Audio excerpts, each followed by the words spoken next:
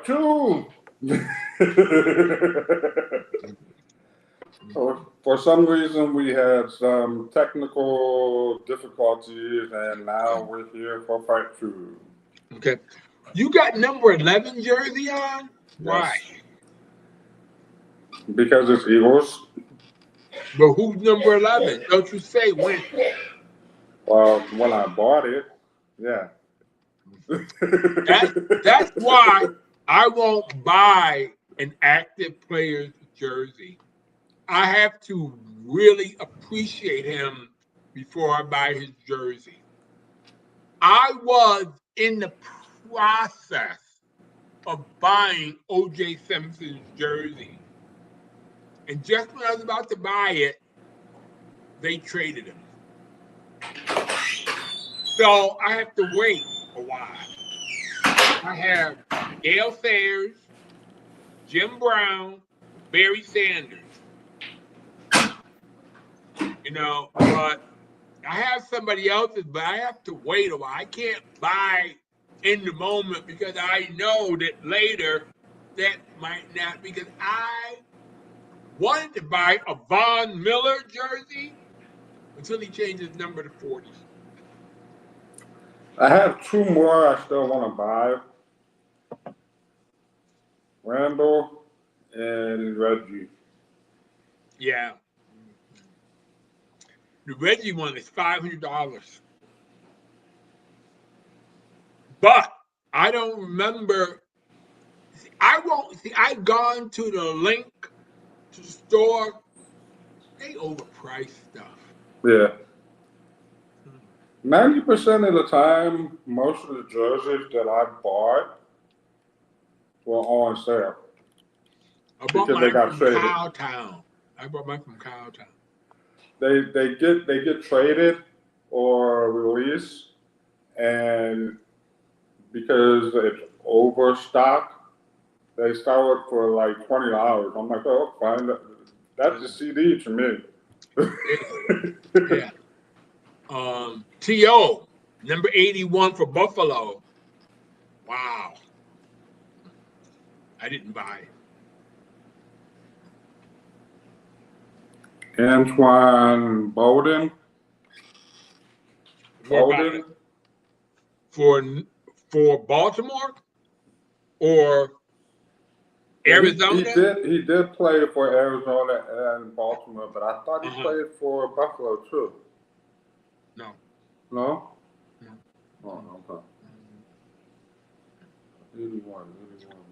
Who was T.O. T.O. I bought one. Yeah. You bought a Buffalo? You bought a Buffalo? Eagles. Eagle, yeah. But I mean, if he had stayed the second year, I would have. But he played 1 year. 95-yard touchdown pass from Fitz. That's all I remember about him. You know what I remember about him? When he played for San Francisco. Got the touchdown in Dallas. Mm-hmm. Ran 50 yards. Spiked the ball on the start. Right. Mm-hmm. And then what? 5 years later, he's playing for them?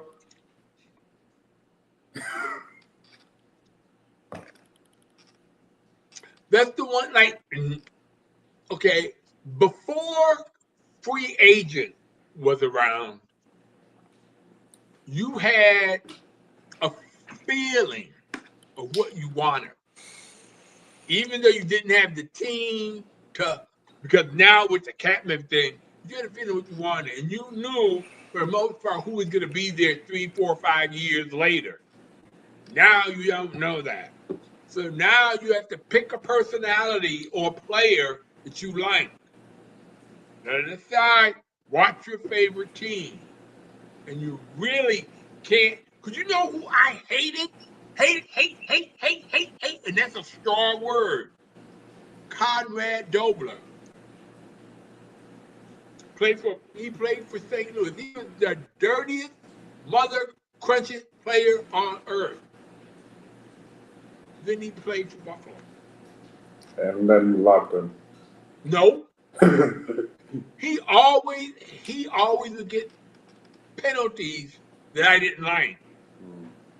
But he was good. But I think if you eliminate, and I'm being very, if you eliminate 5 of those stupid penalties, we win 8 games. I mean, I'm just, and notice I said 5 penalties, 8 games. The math doesn't add up, but that's what I mean. His dirty play was so impactful that it affected us the next game or even 2 games later. You know who that sounds like to me? Ooh. Belfast. Yeah, yeah, but Bevan played defense, Yeah. and he was stupid. He was stupid, you know. He cost the Bengals a chance to go to the Super Bowl with his stupid moves. Mm-hmm. Yeah, and that's the one thing. That's the one reason why I think, and I'm being very, very. I will not allow my team to celebrate on the field. They want to celebrate, they come to the sideline, but not in the end zone, not in front of the camera. They go to the sideline. You know, they can run, but they don't do anything on the field. That's my rule. If you break my rule and you're good, you're fine every time. You know, if you break my rule and you're awful, like you're a rookie and you got this impossible touchdown, you know. You know who that reminds me of? Who? Deshaun Jackson. When he was a rookie. Mm-hmm. Do you remember what happened? I remember Andy Reid sat him for something. I remember that. Yeah, he went for a long touchdown, got the ball, and right as he was about to go over the line, he threw the ball. Yeah. Oh, that's not the same thing. No, that's another thing I don't like. That's another thing. I mean, you're so busy celebrating. No. I'm talking about like what T.O. did on the field. He put that down there. Sit. Yeah. You make him sit 2 or 3 series if you have to. That's not what sports is about.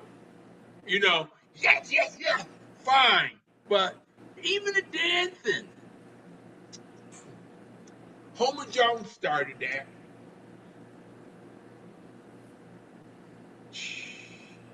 Now I'm trying to remember. Played for Kansas City. Used to high step spike. I can't remember. I think he was 17.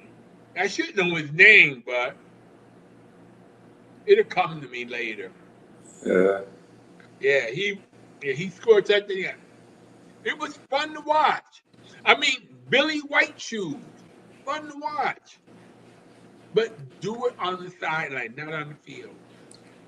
Sometimes I think having a wonderful leader on the team who's not a star player helps. Mm-hmm.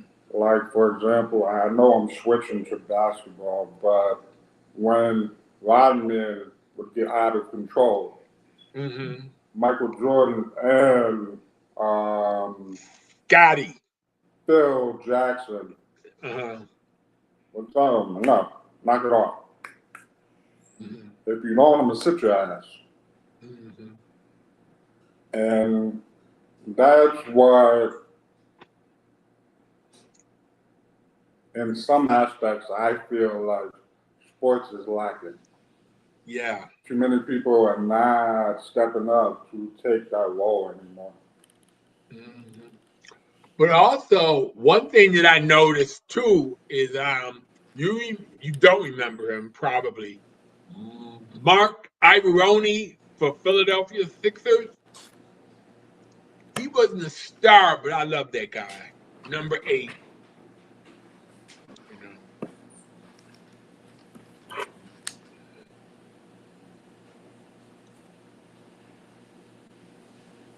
You still there? You still there?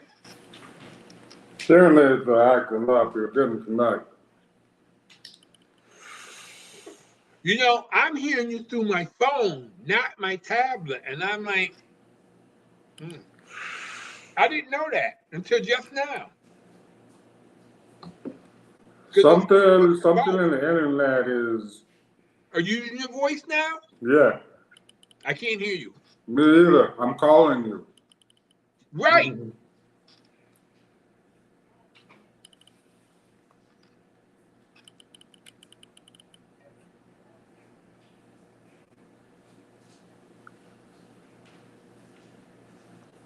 All right. Now I can hear you. Right. Okay. No, but I mean, the same thing happened. Because I could hear me fine, but I couldn't hear you. Yeah.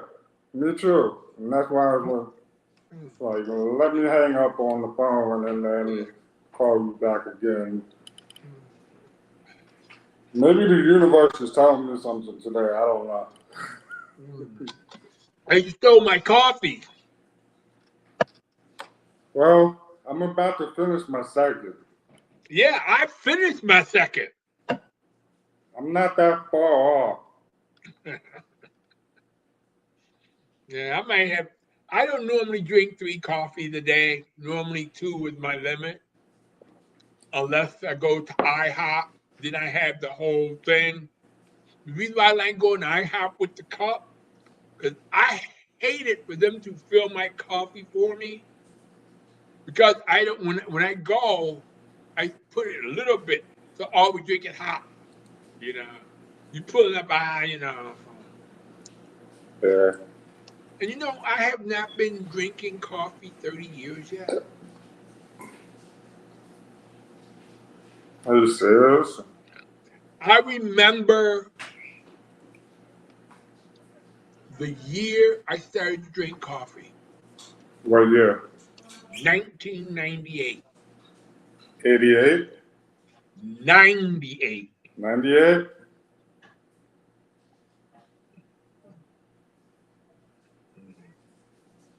You got 2 more years. Right. And you know, cause what happened was I was working at the bank, Wall Street Journal, and the baseball team. And one time, or 1 week, Sunday, baseball. Sunday night, Wall Street Journal. Monday morning, work. Monday night, baseball. Tuesday morning, work. Or Tuesday morning, Wall Street. Tuesday, work. Baseball, work. Oh man, I got 4 hours of sleep that week. Yeah. I mean, I might have gotten more, but I remember coming home a few times, going to sleep, waking up. But most of the time after the game, like there was one game, it was either Wednesday or Thursday, I can't remember which, where the game didn't finish until like 11:45. So instead of going home, I went straight to the drop. And when I came home,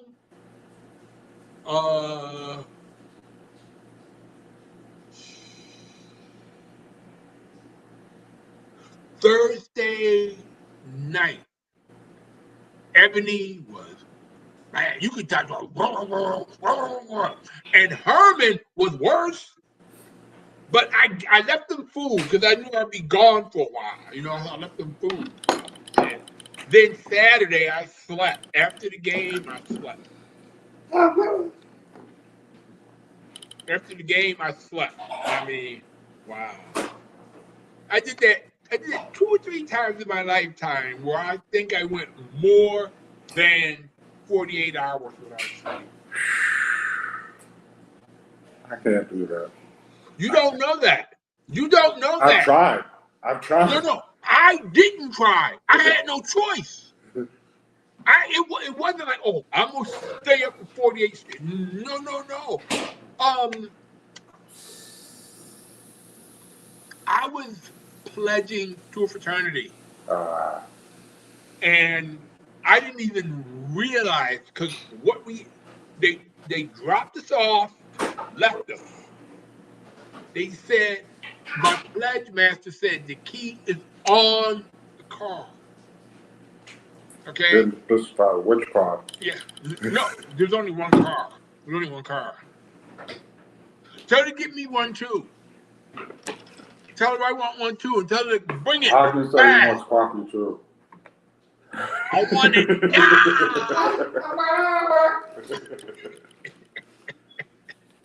But I mean, I'm just going, and when I finally went to sleep, that's when I realized what had happened. Because we had to put out the fire. There's only 2 pledges, so we couldn't. Yeah, 2. My pledge class started with 4. No, started with 8. The second day, 3 quit. I went through that pipeline, and then we had a part where you had to drink, jump, drink. I wasn't doing that, so I quit. Then the advisor asked me to come back, and my pledge master said he was sorry. Because I'm like, I mean, I drink, but that didn't make sense to me. What was the purpose of drink, jump? Which person's getting sick? Make you get sick, yeah. I mean, so I quit. And then I went to the Rathskeller. Everybody said, and I'm talking and everything. Then Monday came, and I went to class, and I'm talking, and I'm answering questions. And my history teacher said, "Oh, you quit the fraternity?" I said, "Yeah." Gave me, because I had a test that day, okay? Gave me an A, okay? But the test I had while I was pledging was B, C, D, B, C, D. All of a sudden, I quit. I get I'm getting A's because he didn't want me to be a pledge. Then when he found out I was pledging, he was mad, you know. Also, that same time, I was playing football. Give me 1 second.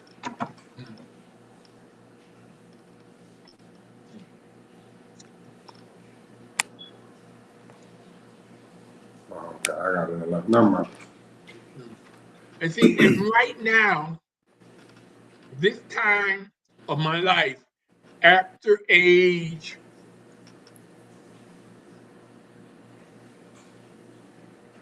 22, this is the least I've ever been doing at one time. I mean,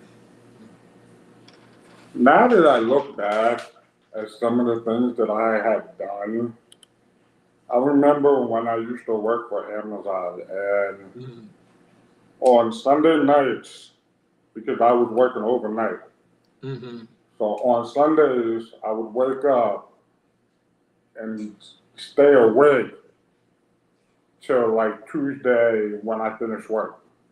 right. So it's almost 48 hours. Right. I used to do that. Yeah. Yeah. And the thing that you're so busy, you don't really notice it until it stops. Like there was one time, because I worked for Amazon one time, and I worked 3 shifts. Don't ask me how I did it, but I did. What had happened was the first shift ended. This is Christmas time. The first shift ended, and he said, "Can you finish this for me? We'll pay you for the extra time." It seemed, or I could be bragging, I don't know, but it seemed like I was the only one that knew how to do that job of stacking, how you wrap the packages, put them up. I was the only one that seen, we call the saran wrap. I used to do that perfect. I mean, I love that job. So what happened was, he said, "Can you finish this?" And he thought that it was one job. How many jobs was it? Well, you were there for 3 shifts, so I'm gonna say about No, I mean, 200. no, I'm talking about the job that he thought was one job. I mean, the task was one task. He thought was one. How many was it? 10. 10. Finish. Then the next group comes in, says, "Can you work?" And I said, I can do a few hours, you know. I was training there because I wanted Overtime. a full-time job. I wanted from I got fired. I worked 3 shifts. Illegal. Yeah. But I mean, I didn't really get fired. I just didn't get renewed after Christmas. Because matter of fact, it was Christmas Eve was the last time I packed. I mean, oh, it was fun. I came home Christmas morning. That was good. Yeah. Because LaJuan was working overnight at that time, so we didn't really miss each other because, you know, and that paycheck they gave because the law, not that they wanted to, but the law said, and I'm gonna tell you how much tax they took out, and you tell me how much I got. They probably. Oh, God. They took out $350 in taxes.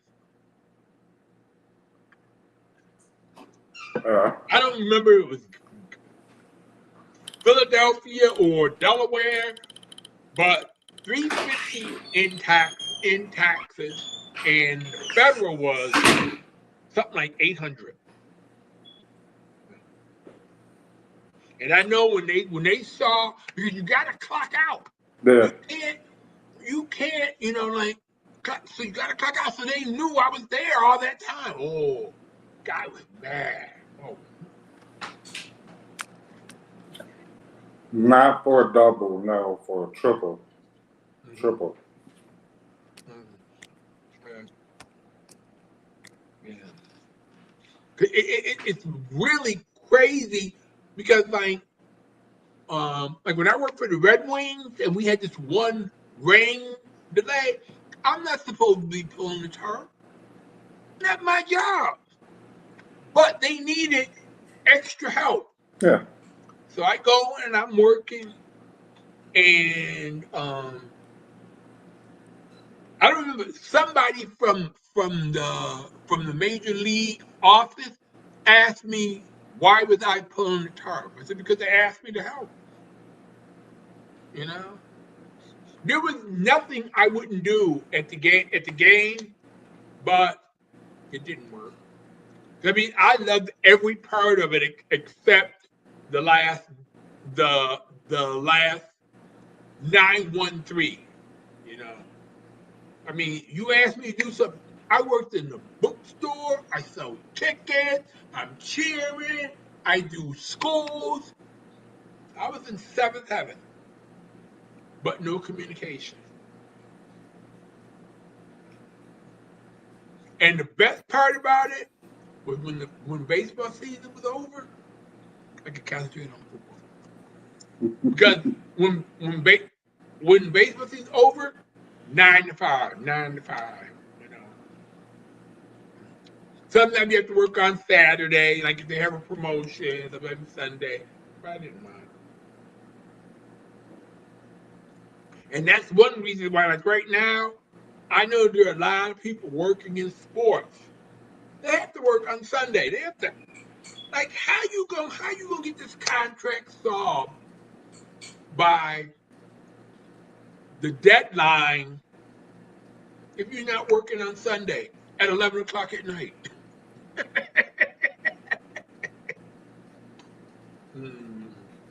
It's like agents. Agents, Yeah. they're working 24/7. If you don't think they are, but they are. Yeah. Even when they're spending time with their family, they're still working. Yeah. Like I can't remember this one agent who was who represented 4 rookies. 4. Okay? All 4 were drafted in the first round. I know for a fact that one of those places where he was at least 20 miles from the second place or the third place. I know that. And he was in all 4 pictures at the same, Zach, he's there. Zach, he's there. Zach, he's there. And it was, you could tell it wasn't the same place. You know, that people weren't the same, everything. 4 times there. Boom, boom, boom. Sounds like Drew. What was Golden, it? yeah. Or Something. Lee Strasberg. I'm gonna have to check that out. I'm gonna see if I remember correctly. But it does seem to me that what happened. Because he was like, it was just, and maybe it was like maybe it was like then I don't know. But all 4, he was in every picture. And the next day, he was in about 3 of them. It was the third round, he got in 3 or 4 of them. The NFL draft is coming up, right? April 23rd, 24th. What, you want to meet me there in Pittsburgh? I wish. My friend has 3 rooms reserved. I'm still disappointed in myself that I didn't go to the NFL draft in Philly. I'm not. But I wish I had. I had, but I'm not upset. It's a once in a lifetime experience. Exactly. But Philadelphia, I wasn't upset at all. I mean, I know it was there, but I wasn't upset. I wanted to go, but I wasn't upset. But when they have it in Buffalo, because Buffalo, I may be able to find a friend I can stay with. Yeah. Philadelphia, I would not go up to Philadelphia and drive back home after the draft. I'm not doing that. I have to have a hotel nearby. And I might do the same thing for Buffalo too. Well, if they're here in Missouri, you have a place to stay. Yeah, but how far are you from St. Louis? It's not St. Louis. It's Kansas City. How far are you from Kansas City?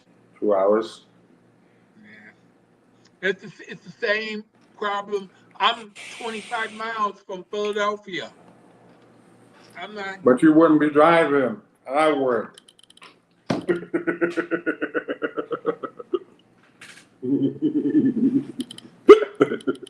But still the same problem.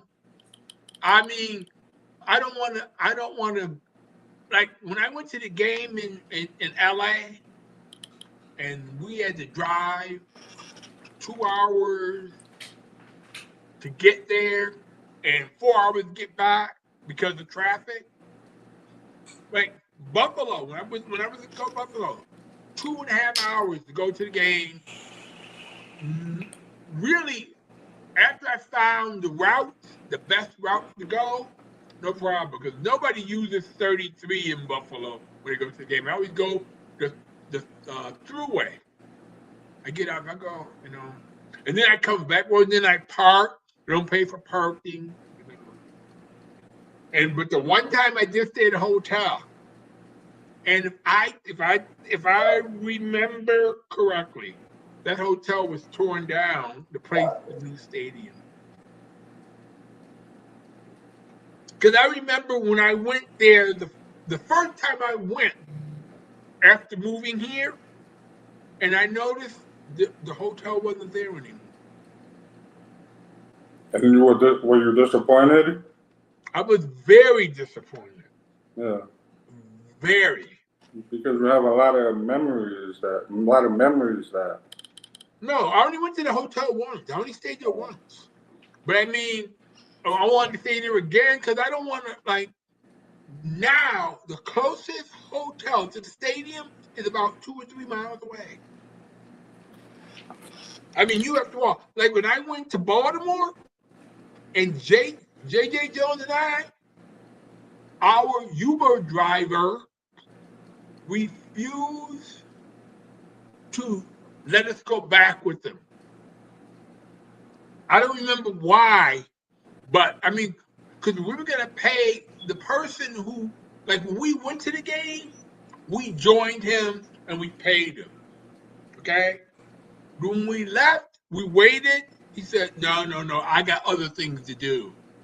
So, and then I didn't have an Uber account. JJ Jones had it. And then he called, and by the time we got it, it wasn't even worth it. We ended up walking all the way from the game to, I don't even remember the name of the hotel. I don't even remember. Yeah. But I do know that when I went to the first game with my daughter, we parked, and I parked in the parking lot for 3 days and just walked to the stadium. The only thing I'm mad about that was that she left at 2 o'clock in the morning. But that next time, Buffalo, that's the hotel I'm staying at. I gotta remember where it is, but that's where I'm staying.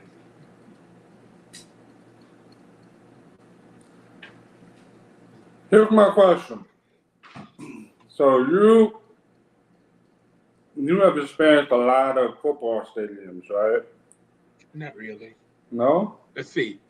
Baltimore, Buffalo, LA, Washington, Philly? Tampa Bay, Philly, Toronto, Chicago.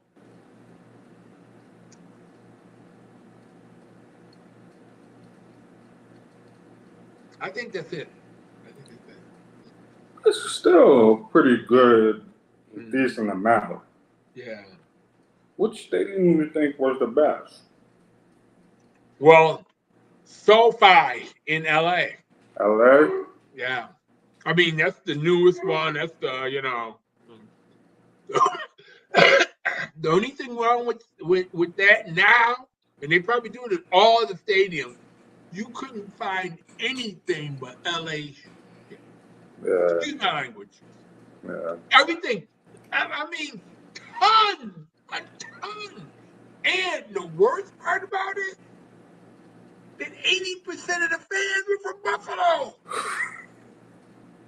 I mean, in LA, I don't believe I'm exaggerating. In LA, I was around more Buffalo Bills. It was like going to a home game. I could not believe Buffalo Blue. Now, which was the worst? Chicago. Why? Cold? No bathrooms. Bathrooms? Johnny on the spot. Enlighten me.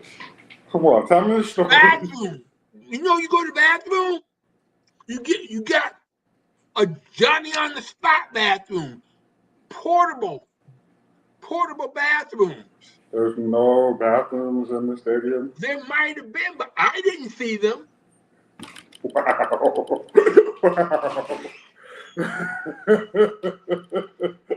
Wow.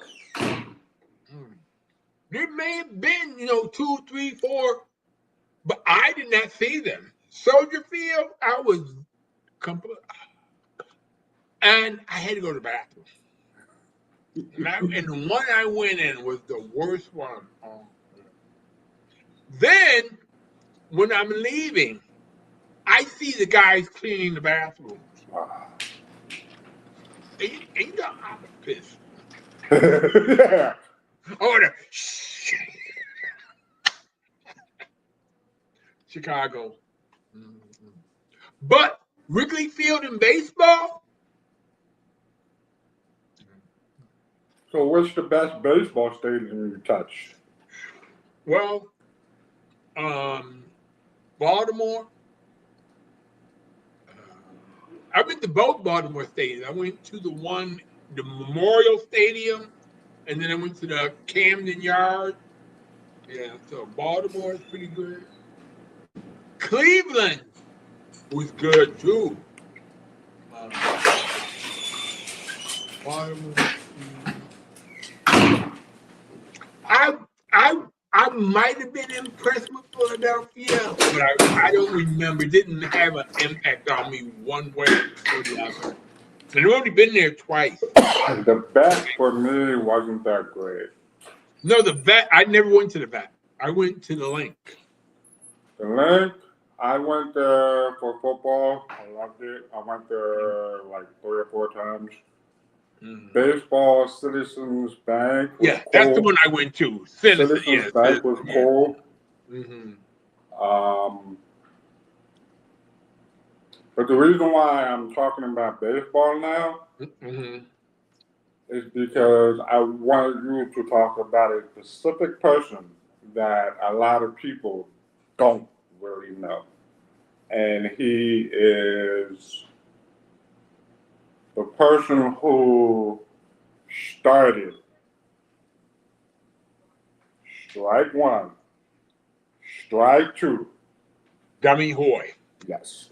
Mm-hmm. So He should be in the Hall of Fame. He should. I agree. I remember you for many years. Your advertising, Dummy needs to be in the Hall of Fame. Yeah. A good 10 years. Mm-hmm. You have been advocating for him. Yeah. Are there any deaf people in the Hall of Fame? If they're deaf, they're deaf.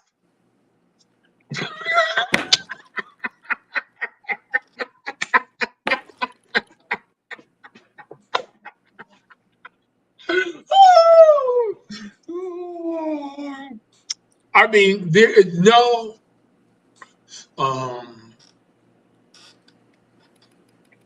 there's no deaf person who identifies as a deaf person in the Hall of Fame. So Dummy will be the first.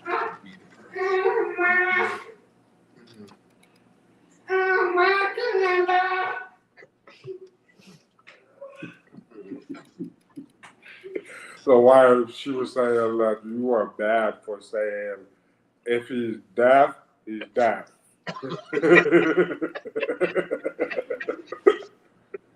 She's like, you bad for saying that.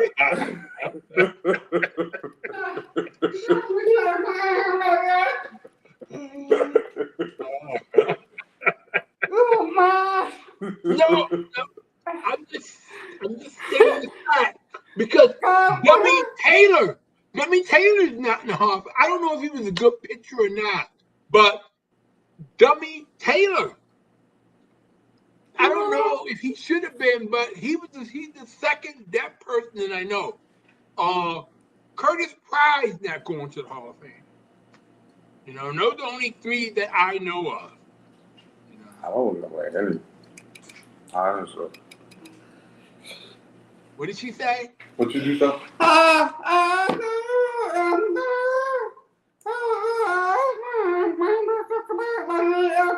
Yeah, but the Dummy Hoy, Dummy Taylor, Curtis Pryde. Those are the only three deaf players that I know. And I think Curtis Pryde is in Gallaudet now, baseball coach. Oh. Mhm. Well, I have a that's good picture for with them. Gallaudet. Huh? That's good for Gallaudet. Yeah. I have a picture with them. If I can find it.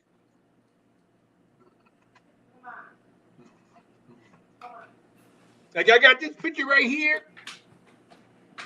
Move it on, yeah. He's a Bills. I don't remember who he is. I don't remember who that is.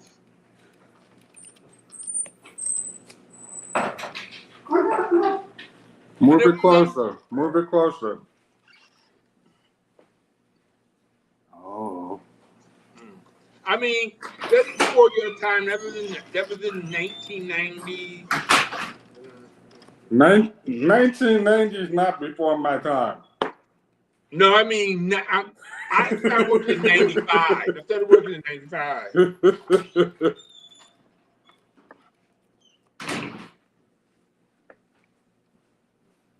What's the name say? Alomar.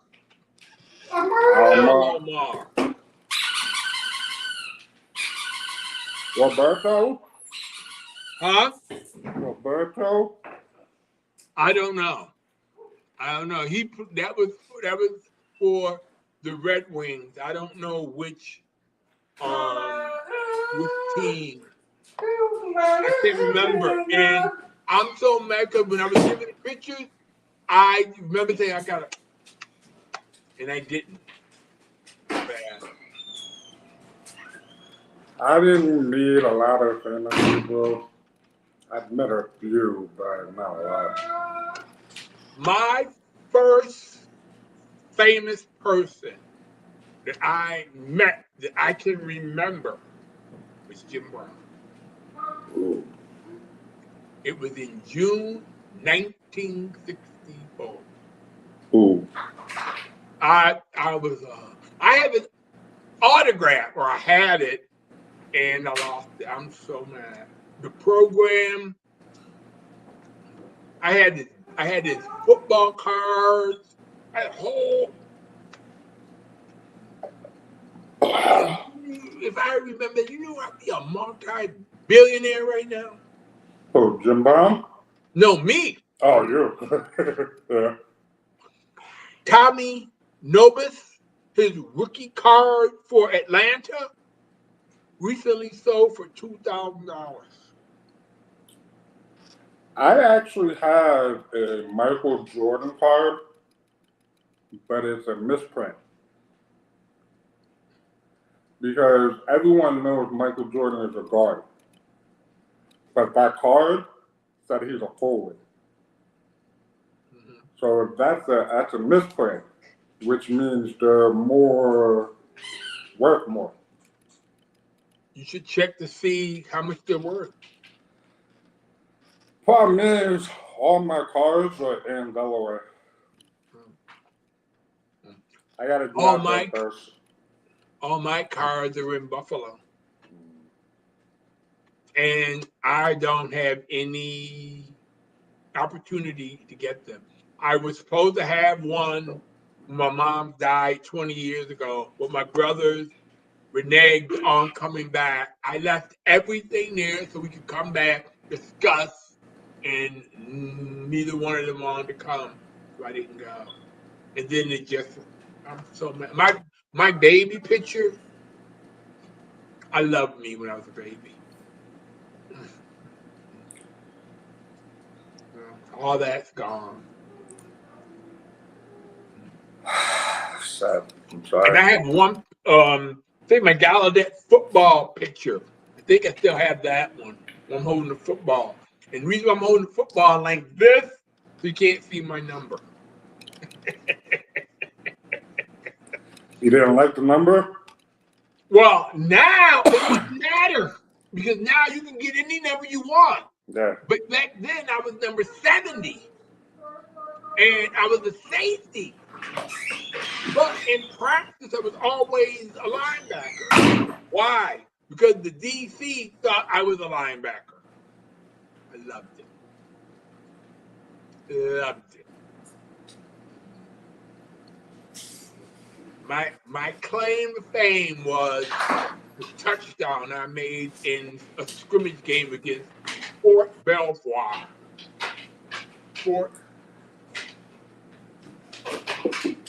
I don't remember how to spell it, but what happened was this guy was running for a touchdown, and he was like doing his Deion or Deshaun Jackson, and I'm running. I mean, he's like slowing down. I think he was really bad, but like slowing down a little. And I go, wham! And the ball came out. I got it. I'm going the other way. That's how I invented the word fear speed. Because that guy was going to kill me. Yeah. He was going to kill me. Yeah. I know it. He knows it. Because nobody on my team knew why he was chasing me.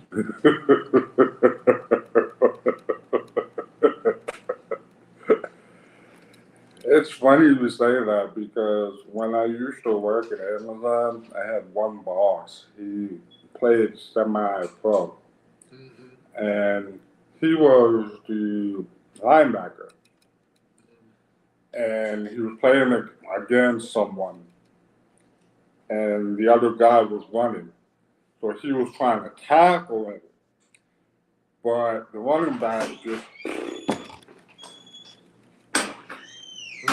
And he was like, I have never been knocked out in my life like that ever. And I was just, that man used to, that's a different one. But it's like, I was trying to tackle that guy and he just plowed me. Yeah. Another friend of mine was telling me a story when he was playing rugby. And he was trying to tackle another guy, and that guy used to be an ex-NFL player, and just knocked him out cold. People had to come with smelling salt, like, wake up. And he's like, did I get him? I'm like, no, you got knocked the fuck out. Rugby never really enthused me. What's that? Rugby? Rugby never. I mean, you would think it would because of the, but it's different. I tried to get into it, but at that time my back was really, really horrible. I didn't have surgery. I was still dealing with pain, so I knew if I joined rugby, it would make it worse. Yeah, but there was a rugby club at DSD for a short while. There was? Yeah, I don't know. I remember going out back, and they were playing rugby. I mean, about maybe 12 or 14 guys. Well, you were a lot. I think there were 11 guys on the team, right, in rugby, right? I think they were. Yeah, it looked pretty good. But it didn't thrill me. One, I don't know the rules. Yeah. Two, I didn't understand, so. But lacrosse, ooh, I love lacrosse, but I found it too late.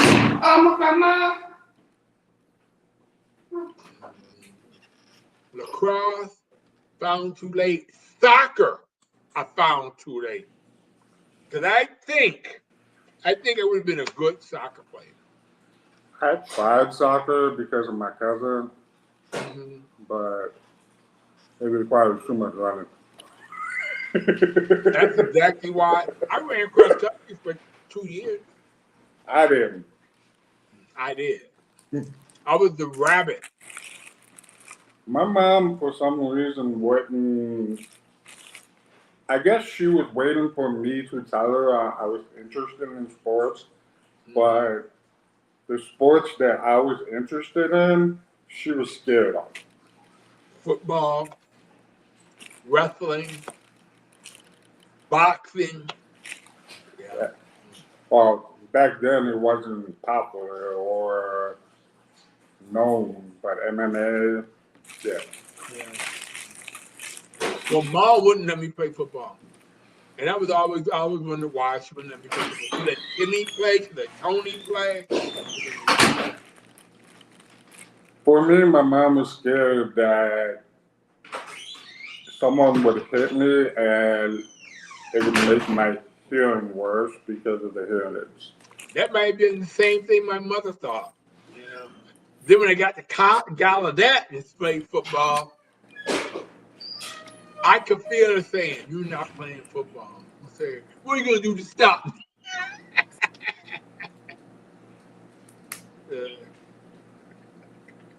You're not going to hear me for a second because I'm changing my battery, but it will connect again. Yeah.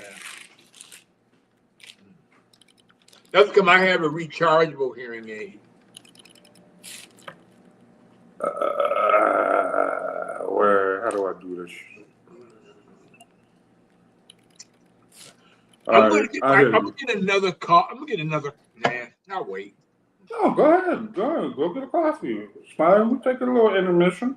Right. Okay, I'll be right back.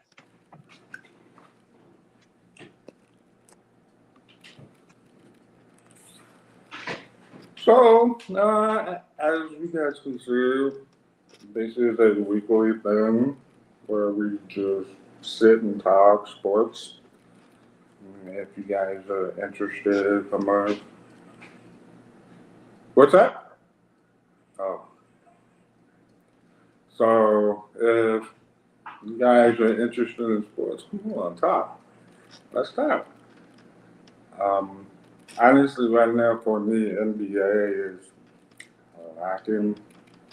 Uh, If I have more people doing talking about NBA, then more likely I would be more interested in watching them. But honestly, it's just not the same as before. Go up there and what they call them, go and also maybe Jordan talk back to all those great magic, blah blah blah.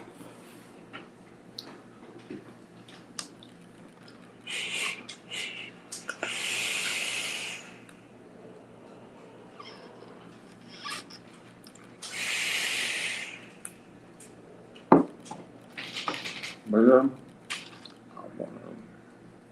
I'm doing this before football season. Maybe have watching games, action, and things like that. So, the more people program, the better. The more people, the more honor community, more things can be protected. So that's something I'm down for. Hopefully, you guys are down for. I know you guys love sports, so I'm gonna talk about it with more respect. So,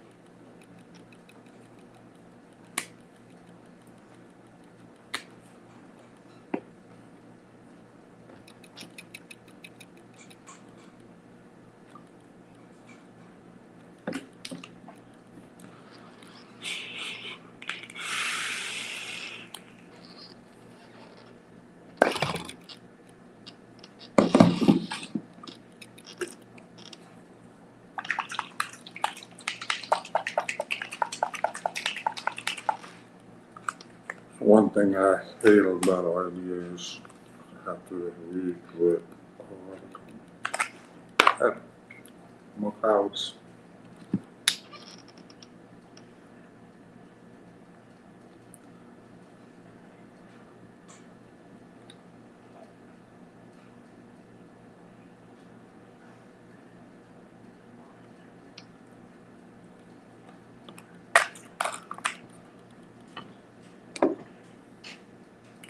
It's coffee before 1 o'clock.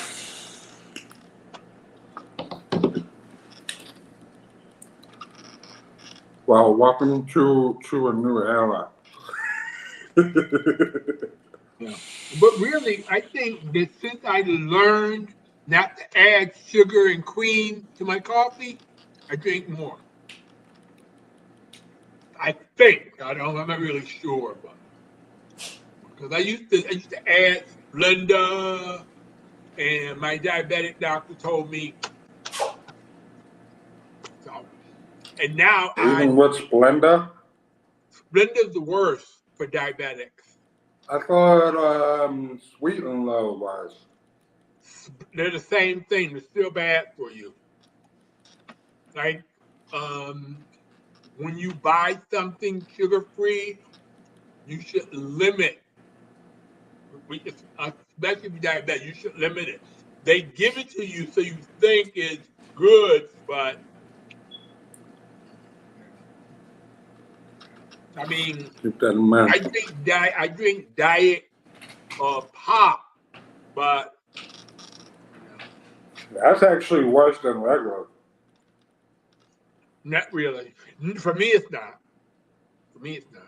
I drink ginger ale, but my favorite pop is Great Crush. And I had Diet Great Crush once.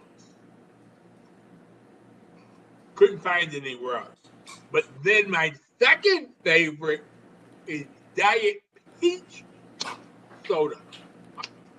Peach soda. I bought when I was in South Carolina. I bought a whole case. And I had to. Peach. Yeah. Check it out. You can order it online. You might not like it, but I did. I didn't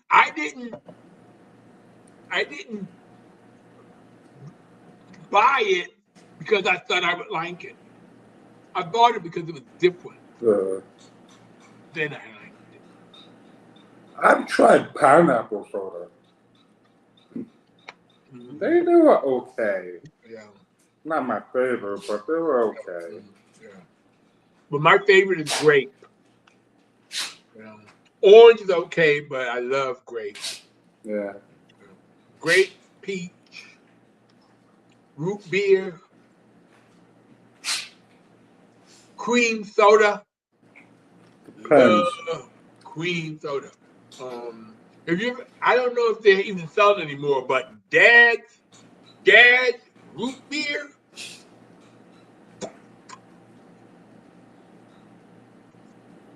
The only 3 root beers I know is Barque, or 3 or 4. Barque, A&W,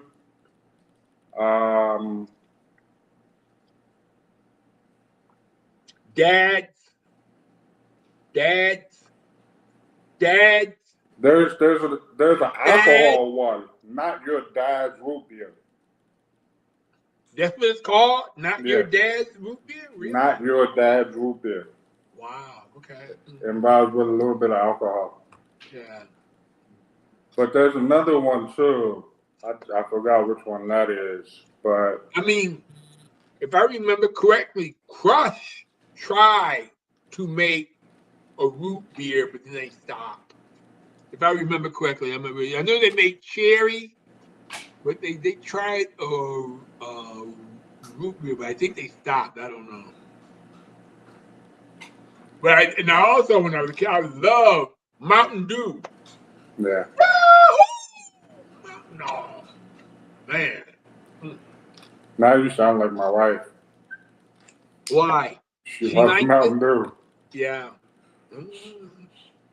And really, to be honest with you, I'm refraining from buying soda. I still have diet ginger ale. And I have not. I've had one in 2 months.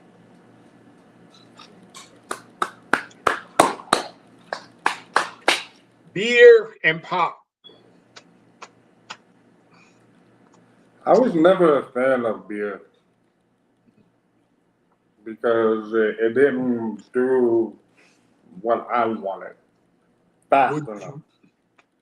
Well, you ever tried Coke 45? I tried them all. Old English 800? Mm-hmm. That is the nastiest tasting beer I've ever had. Old English. What about St. Ides? That was my favorite when I was younger. Mm. Mm. I remember one time I was visiting my cousin and I just finished playing basketball on the streets for like a good 3, 4 hours. And I knew my cousin was hosting a party that night and I was thirsty. And he's like, "What do you want to drink tonight?" I said, "Give me the 340s. Give me 340s." And he's like, "Three?" Like, man, I'm thirsty. He's like, after that first one, you're gonna be drunk as hell, right? I'm like, I'll be fine, I'll be fine. I was drunk as hell because I didn't replace the water. That's the one thing, because when I learned that alcohol depletes your water, I try to stay away from it, and because like I hate the hangover, Yeah, so there's no need to have the beer now. I do drink non-alcoholic beer. The best part about that, one, not two, not 1.5, one. You know why? First one tastes like beer. yeah. Second one tastes Second like one tastes piss. like no wet bread. Yeah, yeah, yeah. Because I really thought when I remember the first non-alcoholic beer I had was Texas Light.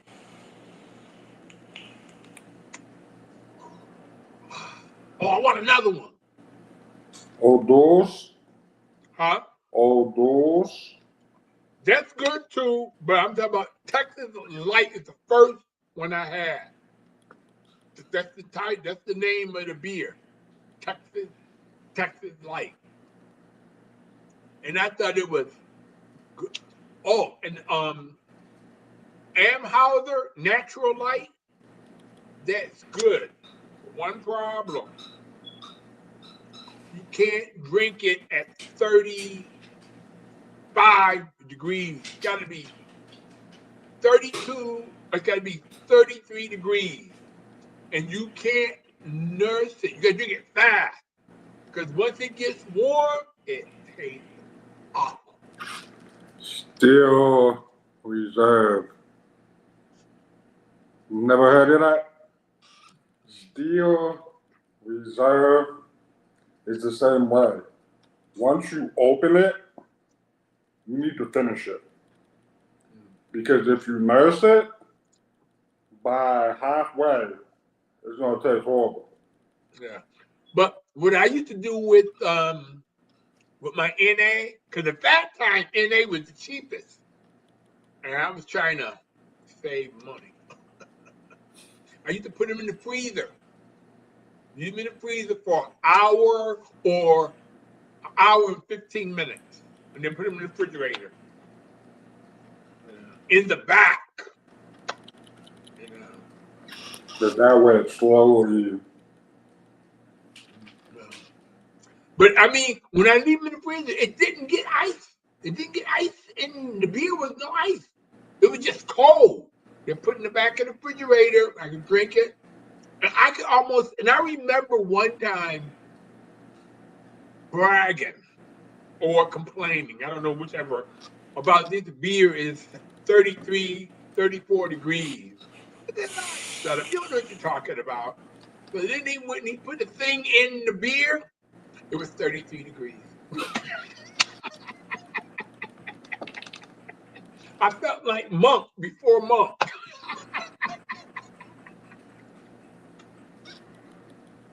Mm. Yeah. There's not much going on with the NFL free agency right now. Oh, there's a lot going on. It's just that right now we're too busy talking about football and other stuff to pay attention. Because for a while, I used to be on NFL Network, you know, but they don't talk enough about my team to really. That's because I don't watch the like Sports Center, NFL, report, whatever they do. It's all Dallas. Yeah. Dallas. And I don't think it's at least 55% Dallas. Yeah. I want to go back to W40. Uh-huh. He is credited for creating Strike One. The signing, Yeah. yeah. Uh-huh. Mm-hmm. What else was he good at? Stealing bases. Better than Ricky? It's hard to say. That different kind of baseball. Really, in my opinion, Maury Wills was better than Ricky. Okay. But that's because I'm prejudiced. I'll admit that. But there was another. I can't think of another Steeler.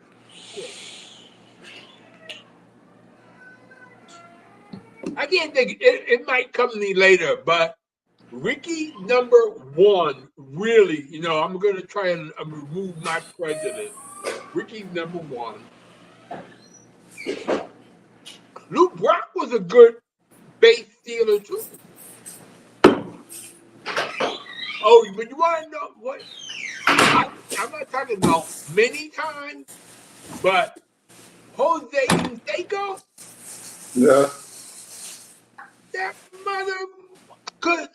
Oh, I remember one time the catcher, Jose Canseco, was what I call baiting the catcher. And you're supposed to be this far so you can get back to first base, right? Jose Canseco was this far, get back to first base.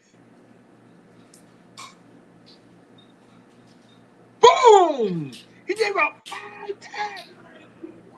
Wow. For a big guy, yeah. And then what happened was it was a wasted attempt. Why? Because Mark McGwire hit a home run. I mean, he got credited for the stolen base, but he didn't have to. And that's the funny thing, because it popped in my head that when we said Jose Canseco, I first thought of Backbird. Yeah. And I don't know why I didn't think it was a wasted attempt to steal a base. But I mean, it was like there, and you could see, in my opinion, I'm using this word.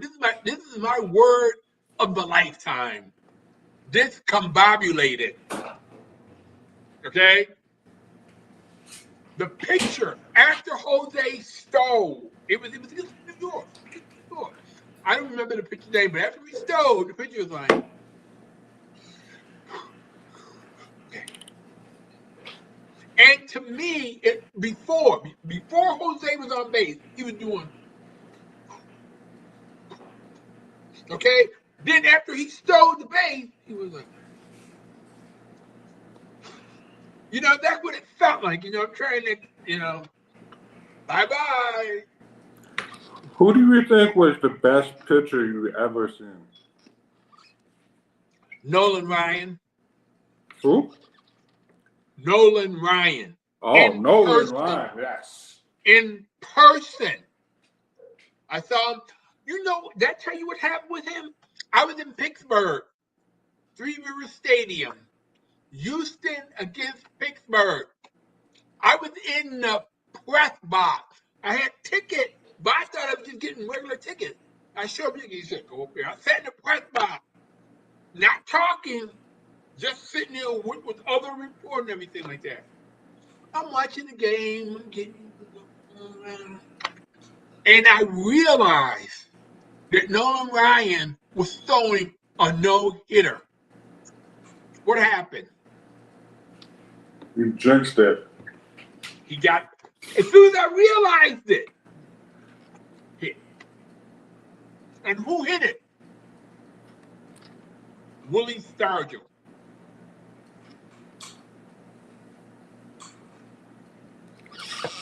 Nolan was special. Even when he got older, he was still special. Yeah. Because that I caught that time. Mm-hmm. Late 80s, early 90s, near the end of his career. Yeah. Mm-hmm. And I could still see how great he was. But my favorite memory of Nolan is where he fucked up Robin Ventura.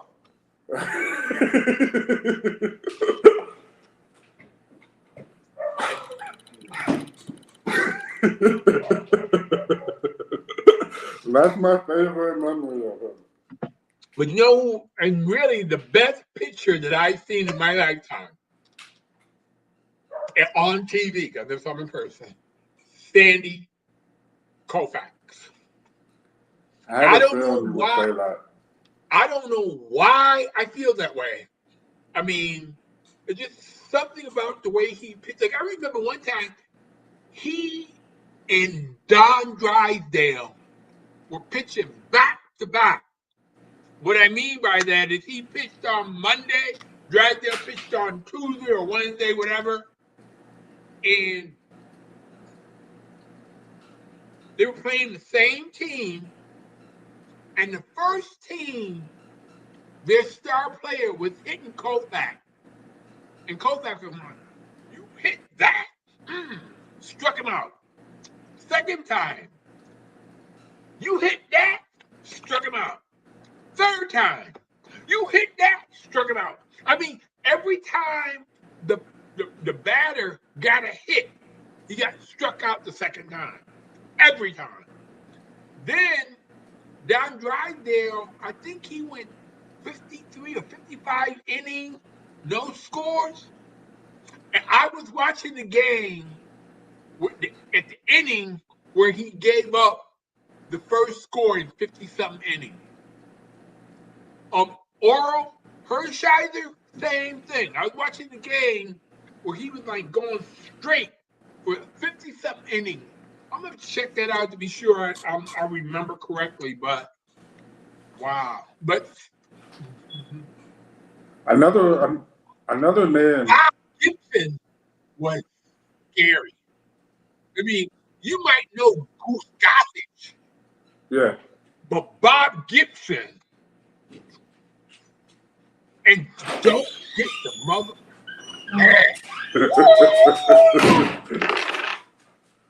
Another person who was a good pitcher, and I hated his team. At first, he wasn't like great, but later on, once he actually knew his pitches, he became great. Greg Maddux. Yeah, Greg. Yeah, he was a great pitcher. I mean, and my problem with baseball is that I don't know baseball like I know football. And when I see greatness, it's not for all the same or the correct reasons for greatness, you know? Yeah. Because you know, in baseball, I'm gonna be very careful what I say, but in baseball, it's the only thing you get paid for to fail 8 out of 10 times. Yeah. No, not pitching, hitting. When See if you know your baseball. When's the last time a player hit 400?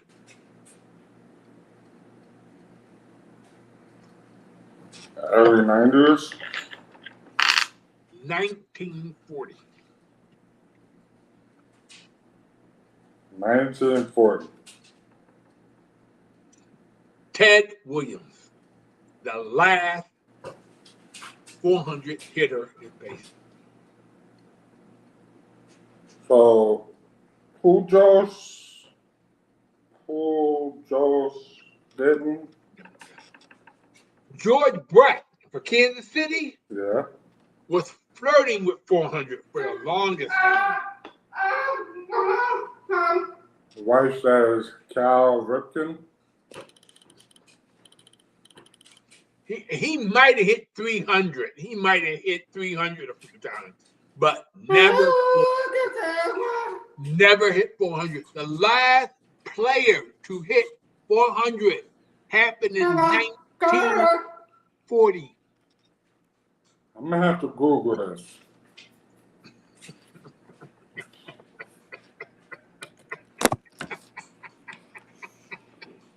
Oh man.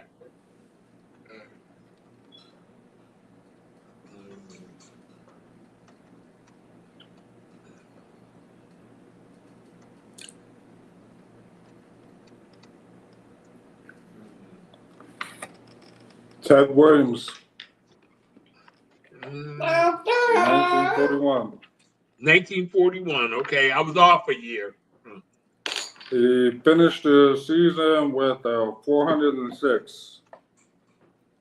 And the last attempt was George Brett, Right. 390 in 1980. 80 and 40. 80. And the last player to hit 400 in the National League was Bill Terry in 1930s. And my opinion as to why that happened. The pitchers weren't that sophisticated in throwing. Even though they had illegal balls like the spitball and all that. But now, I mean, all that means, like, you know, like the no seam fastball, the seam knuckleball. Like, I remember one guy batting. You remember? I don't know, but Kent Jacoby for Pittsburgh, he was a knuckleball thrower. And this ball, a knuckleball to me, I'm not sure I'm demonstrating it correctly, goes. It doesn't go like. And that was his only pitch, right? That was his best pitch. Not his only pitch, but his best pitch. Because I remember there was one player, I think his name was Tim. And that's all he threw was knuckleball. That's possible. There were a few of them, but I can't think of them, But anyway, he threw this one knuckleball. And before he threw the knuckleball, the guy was waiting for the knuckleball. He threw a fastball.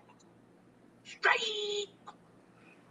Then he threw a knuckleball. Strike!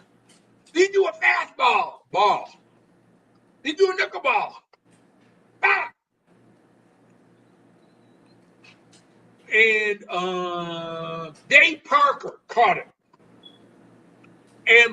But the way he hit it, the way it sounded, it was like, bye-bye. And the guy on third base already crossed home.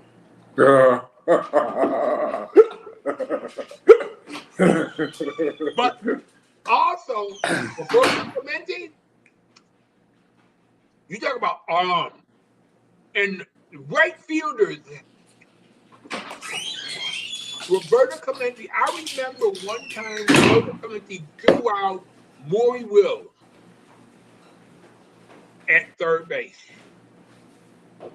I mean, he caught the ball, took off, boom! Right fielders can be pitchers too, I guess. Trying to think of his name. Desmond something. He played second base, but he was from Delaware.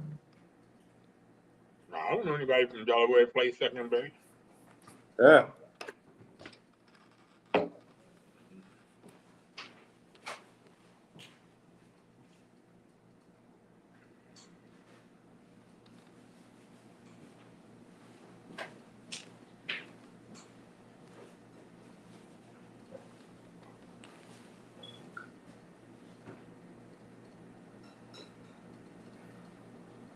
I don't care about current. Oh, Delino DeShields. Do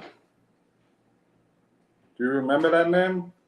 Say it again. Delino DeShields. That name, but it doesn't really hit anything. Yeah, he was a second baseman. I forgot where he played.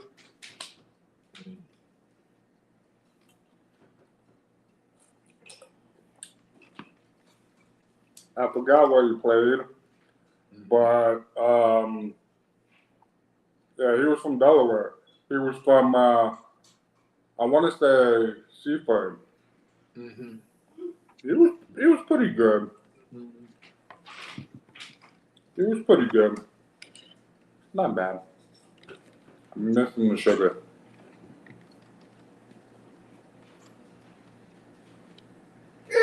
That name looks familiar, but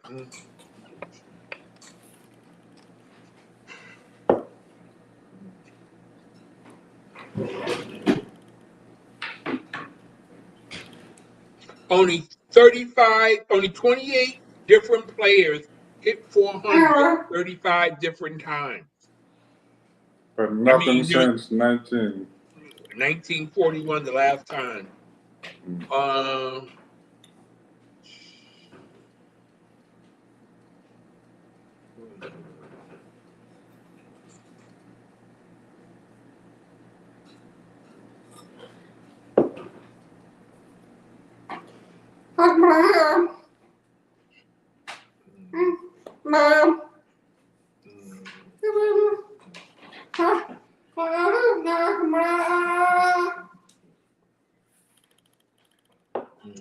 Let's see, 28 different players. But the thing too about the 400 before Ted Williams, all counted as hits. When you walked, it counted as hits. In the beginning, yeah. Yeah, I'm gonna say 1800. You know, they counted as hits. If you walk, that was you add to a hit. That might be another reason why they hit 400. It makes sense. That makes sense.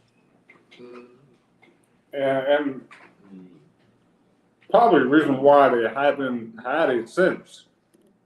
No, I mean, but Ted Williams was the new rule, so you know. Ted was special though.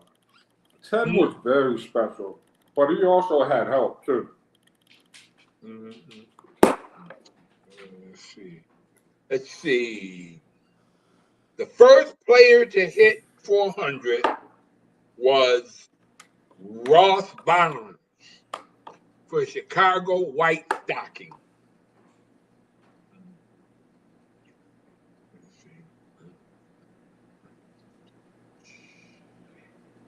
1876. Like Willie Keeler hit 400, and I don't remember why he had a hitting streak too, of 40 or more games, something like that. I can't remember. I'll check that later. Shoeless Joe Jackson hit 408. He also cost a lot of games too. Excuse me? He also cost a lot of games too. What do you mean? World Series? No. I don't believe he didn't get kicked out of baseball for slacking up in the World Series. He got kicked out of baseball because he knew about it and didn't tell.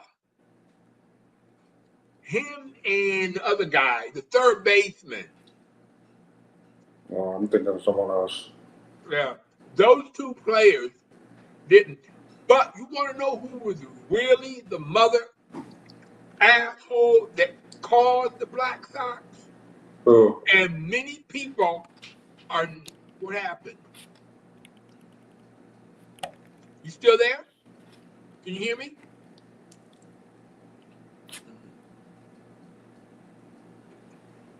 And many people. Wait a minute.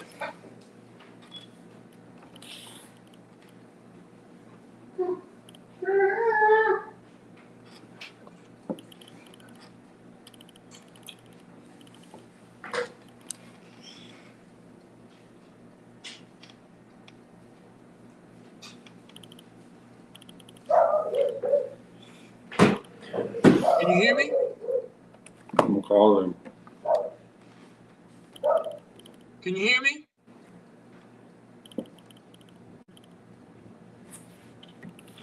I think I'm going to turn off my.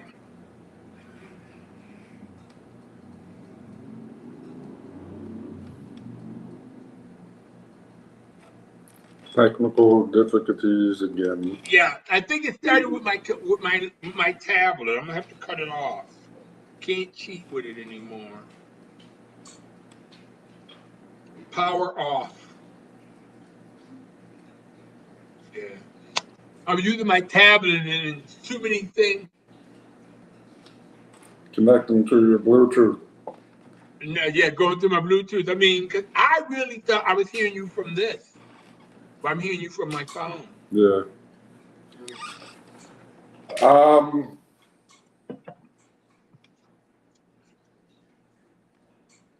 Pete Rose. What about him? I know for sure he deserves a spot in the Hall of Fame. Yes. But the thing is, if you allow him in the Hall of Fame for that, then you have to allow other people too. Yes. Everybody except for Roger Clemens and Barry Bonds. Barry, I can agree. Roger Clemens, same way. PED. Mark McGwire admitted it. Let him in. Sammy? Joe Jackson. Let him in. Pete Rose finally admitted it. Asked for forgiveness. Died. Let him in. But Barry Bonds. And I love Barry. I love that man. But What about Sammy Sosa? he's not a Hall of Famer. You don't think so? I mean, it may have been lowered after he found out to be taking PEDs, but I never thought of him as a Hall of Famer, period. He never impressed upon me as being a Hall of Fame player. So you just think that he had a few good years? Exactly, that's it. And he was promoting. I mean, it was funny when St. Louis and Chicago played and they hug each other after hitting a home run. Sometimes I feel like that was orchestrated. You know, I mean, how you gonna hit a home run and then hug the guy on the other team? Yeah. I mean, it. Baseball needed that. Yeah. But Sammy, in my opinion, is now a Hall of Fame caliber player. So who do you think that is a horrible player but is actually in the Hall of Fame?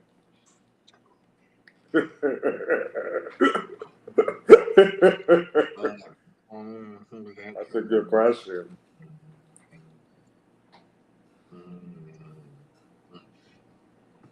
Let me see. I could say Reggie Jackson, but no. Reggie. Mr. September. Mr. October. October. Yeah. Mr. October. Yeah, let's see. I can't. Let's see who should.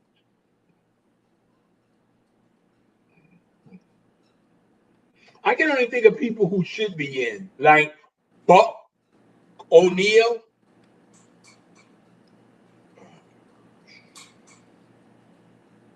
Luke Easter, but he played too much Negro League and minor league ball for that. Honestly, with that, the Major League Baseball should acknowledge it. I personally believe that Major League Baseball should have all of the Negro League in Hall of Fame. Not all of them, but there are a few players that definitely, and they're in. Many of them were in. Josh Gibson, Satchel Paige. I mean, many of them. I think Judy Jones is in. I think. It's just the reason why I think that they should all, not specific, all, is because they are trendsetters. They went against the normal. No, they didn't. They didn't? They went with the normal because MLB said Negro League. We're not going to let any black people play baseball. So what had happened was when they used to play the All-Star game, Negro League versus the Major League players, I think it was, I'm going to say 46 or 47, there were people who said they wouldn't play. There were teammates that said they wouldn't play with Jackie Robinson. Yeah. Why did Major League Baseball select Jackie Robinson over Josh Gibson? Why? Because they knew Jackie could handle it more. Gibson was good. Don't get me wrong. Very, very Right. good. But he also had a little bit of latitude talking wise. No, he didn't. He was more direct than Jackie. So, like, for example, Jackie Robinson was a hot-headed mother cruncher. Okay? Because if you remember correctly, he made a deal with Oakland. Yeah, that he would not retaliate. Mm-hmm. Then once they told him it was okay, he was. Maybe they tried that with Gibson, and Gibson was just like. They didn't try it with him. They were very specific on what kind of player they wanted. Okay. I mean, they were very specific. Matter of fact, when he came to Branch Rickey, I can't remember his name, but when he came to investigate, he knew all the players. He knew what they could do. He knew their background. He knew the attitude. He didn't take Jackie Robinson out because he was the best. But he would have done baseball a greater service if he had tried to bring in Josh Gibson. Because I believe Josh Gibson died because he was not in the Major League Baseball. I believe he was he was sick. I know that, but It's hard when it's crushed and you know where you belong, but you can't get in there just because of. yeah. I mean, he might have been. He might. I have to do some more research, but I just feel that from what little I know, the main reason why he died was because he was heartbroken. He was what, 36, 37? He was still able to bat. And if he were around today, with that bat, DH, Schwarber, who's that? And he probably would be batting 500. Probably. He bat 400 in Negro League. He did bat 400 a few times. Yeah. So more than likely, if he was around today, he'd be hitting like 500. No, probably hit about 300. Because I'm telling you, the pitching today, like that one kid, the high school kid, that I'm gonna call it the squiggle ball. It's worse than the knuckleball. The knuckleball goes like this. The squiggle ball goes like, wow. And I remember him throwing it. It was here. It was here in Delaware. High school game. And he threw the ball. The catcher's glove is here. And the ball came. And the batter went. Okay. Here's what happened. The ball is thrown, right? The batter swing.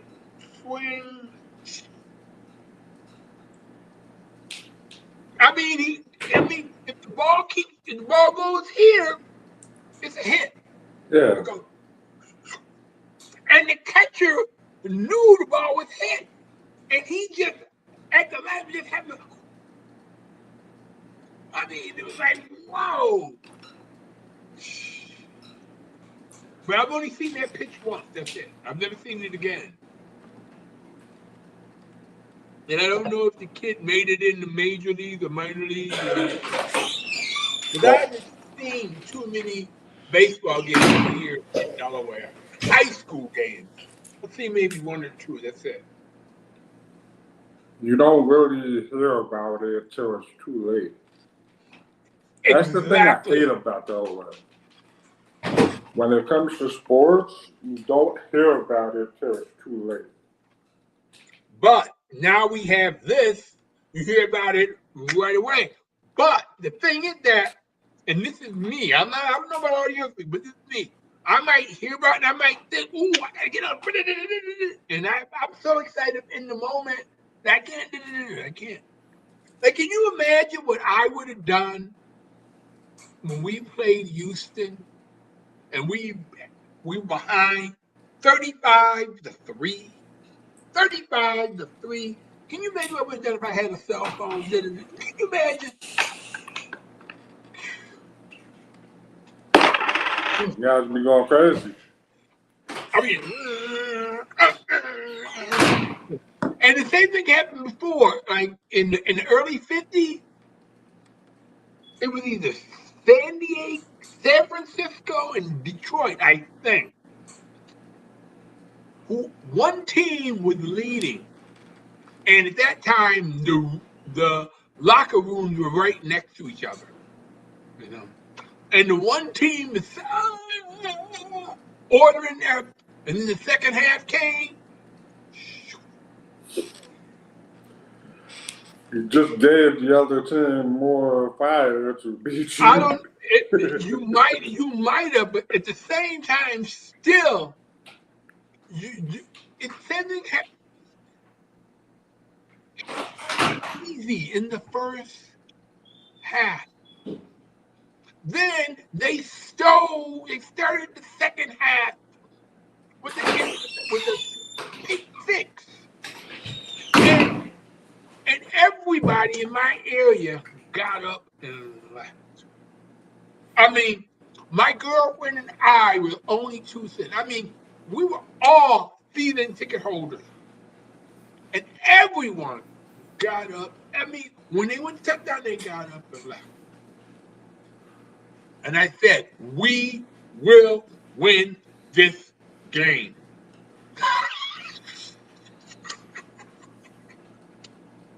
The worst part about that, I had to wait a whole year to say, I told you.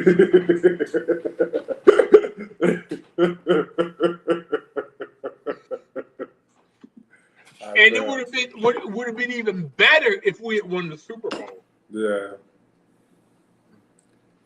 The Music City Miracle was the team that would have beat the Rams.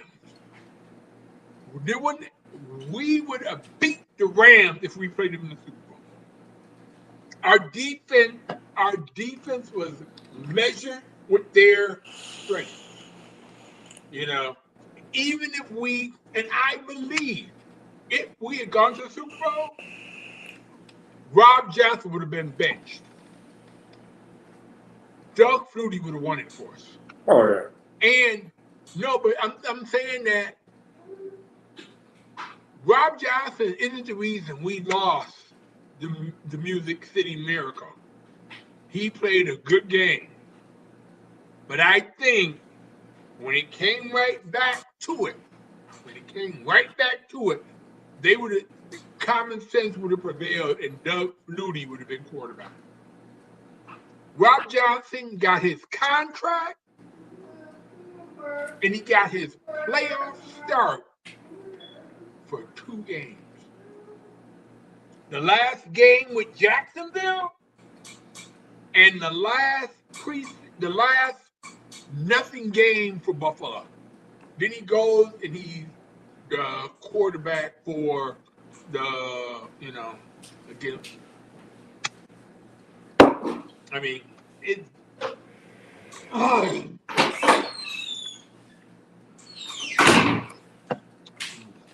Now you're speaking of quarterbacks, so I have a name that I'm curious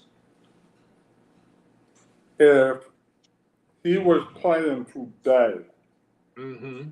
Would he have a better career than what he already had? And who's that? Doug Williams. No. No? He probably been the same thing. His problem was when he went to Tampa Bay, they didn't have a team. When he went to USFL, he was good, and you could see the potential. But once he got going, he still would have been quarterback. I mean, I'm not saying he would have been bad. I mean, he's still a Super Bowl winning quarterback. If he gets into the Hall of Fame, it won't be because of his quarterback, because of his manager. His game manager. Okay. No, I mean front office. Oh. Not, Okay. I mean, it might come together for that, but Who do you think is one NFL player that should be in the Hall of Fame? And he's eligible or not eligible? He's eligible, but they won't accept him. Ooh.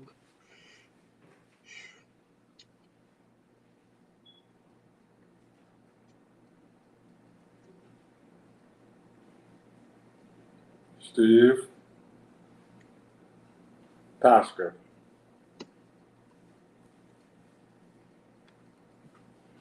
And why? He did for special teams what nobody else could do. 7 block punts, returner, gunner. If Devin Hester is in the Hall of Fame,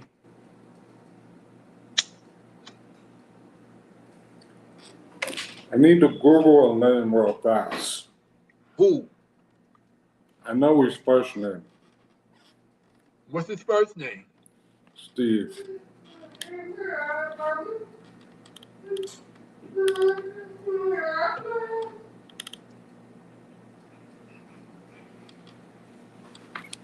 Gleason. Who?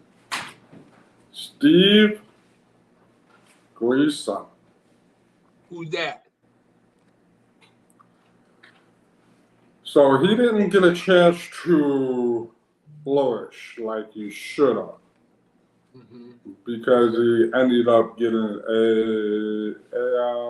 ADL or ALS or something like that. Uh-huh. He's the man who created a company called No White Flags because he has ALD or ALS or something. Mm-hmm. He was good on special teams and he blocked a lot of punts and things like that Mm-hmm. where he just got sick really fast. Right. Mm-hmm. Yeah. I think because of his struggle, he should be in the Hall of Fame. Well, I mean, I'm gonna have to Google that myself, but like, okay, I got a question for you. Who has played the fewest games and is in the Hall of Fame? This is Steve. I mean, I might know him, but you know, when you finish typing the name, I'll check because right now it doesn't. I mean, 37 doesn't really hit me. Who he played for? The Eagles, New Orleans. New Orleans. But who played the fewest games and is in the Hall of Fame? Dale Sayers. Yep. And can you imagine if he had come around 7 years later? You wouldn't even know the name Barry Sanders. No. No. I mean,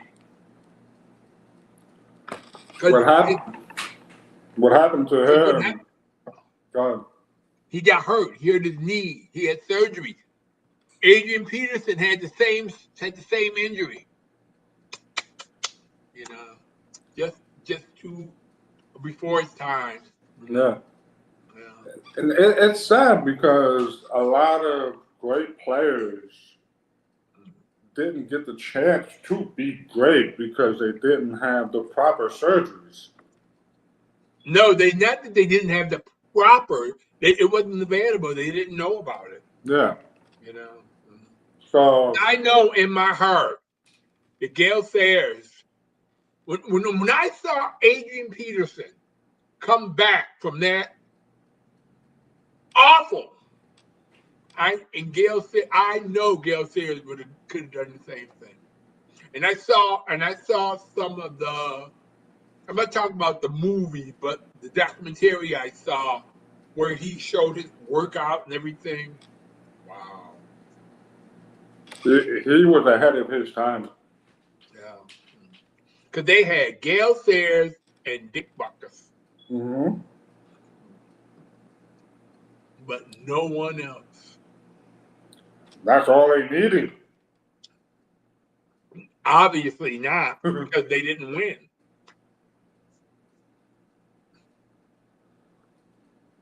Who did they lose to? Huh? Who did they lose to? Everyone. Gale Sayers scored 6 touchdowns against San Francisco. How many? 6. 6. In one game. In one game.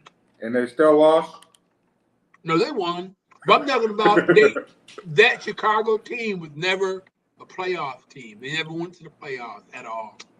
The last time they went to the playoffs was 1963, and they beat the New York Giants. I was so happy because my stepfather was a huge New York Giant fan. I was like, yeah. That's the only reason I rooted for Chicago. I think the quarterback was Billy Wade. I'm just, he's not a Hall of Famer or anything, but he beat the Giants. I think the score was 14-3 or something. I don't know, but Yeah, I know someone who's from Chicago. His name is Robert Love. I wish he was here. He could talk about it, but oh well. why don't you contact him? I have. And It's not on my end.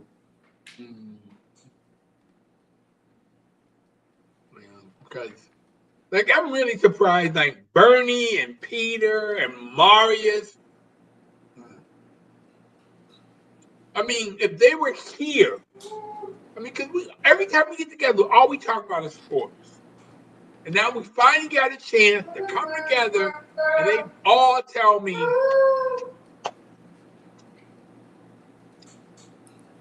You need to find that love that we had for sports when we were a kid and bring it to when you're an adult. well, really, because the first, you know what I'm mad about growing up? I used to get upset with my father and my brother for sitting in front of the TV on Sunday afternoon and watch football. And we'd be outside playing. And they're sitting and watching football. Now, I wish I was sitting there too, watching football. I'm talking about 59, 60, like the Eagles. I don't remember the whole story about the Eagles beating Green Bay, but I remember, I think Pete Whitslack either got a catch or a hit or something, and I just left, forgot about it. But they won the championship this year. Pete Raps Clock or something like that. RETLATV, something like that. Yeah. Number 44. I think I have his autograph. He is probably the first non-Cleveland player that I liked. I had his football card too. I used to belong to this program where you get tickets for Eagles game, but you paid a little bit more. Why? Because an hour before the game, you go over to Citizens Bank Park and fees, drink, meet cheerleaders, meet former players, meet whoop. And Pete was one of them, so I was lucky enough to get his autograph. I got Chuck Bednarik's autograph. He was good. Yeah, Chuck was good. So you're telling me he was great? Yes. So I'm thinking of Bill Bergey. Bill Berkey was good, but he is not. Okay, you got Berkey, and you got Chuck Bednarik, and I'm not exaggerating, And he's the last of the 60-minute men. Yeah. And if you really want to know how hard he hits, ask Frank Guilford. Different, yeah. Ask Jim Brown. Yeah. But you want to know the funny thing about that collision with Jim Brown and Chuck? They both said that was the hardest they ever hit. So who hit who? And the funny thing about it is that Chuck Bednarik, Sam Huff tackled Jim Brown once by himself. And his claim to fame was the only player to ever tackle Jim Brown by himself. And Jim Brown was falling. But Bergie, I actually met him a few times. I met him too, but I didn't get his autograph. I didn't get his autograph either. He would always, like on Mondays, during football season, he would go to a bar in Wilmington and do like commentary a little bit. Yeah, I think that's where I saw him. Yeah. I think I don't remember where it was, but I remember the Wilmington because it was. I think it was before I heard about the Bills backers here, Oh, okay. and I went there, and he was signing autographs before the but after the he didn't sign. But I don't remember. Yeah, I think that's where I met him. I'm not really sure though. It's funny because when he was there, he was commentating, and he was actually sitting right next to me. And I thought for the longest time he didn't like me because of his responses and how I was trying to talk and ask questions. He just gave me the impression that he didn't like me. And then, like 5 minutes later, he said something funny, and I'm like, okay, I guess he likes me.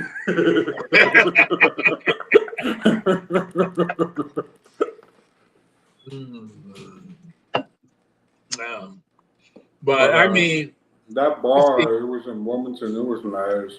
I didn't, during that time, I didn't drink because my friend, me and him, we would always go just to watch football. And we would spend all day there. But what we would do is we would drink soda and we would order the salad bar. That way we didn't spend a lot of money. Exactly. Because all day, free refills. Yeah. They used to have that at the there was just one restaurant, all you can eat. I wanted to say Chesapeake Bay Seafood House, but that's not it because we didn't have fish. So it couldn't have been that one. But we went there, we paid like $40 each. And we stayed all day. We watched the first game at 9 o'clock. Second game, 1 o'clock. But then you had all the other TV. I can't remember where that was though. It was in Buffalo. I think it could have been Rochester, but I can't remember. I remember, just eating, drinking, watching, eating, drinking, watching. Oh man. Didn't get home until 1 o'clock in the morning. Yeah. It wasn't far from my house because I didn't drive. That's because I can't remember the name of the bar. At that time, my ex-wife, she knew that with that man I wasn't drinking, so she would, if you arrive at 1 o'clock, because she knew I was sober.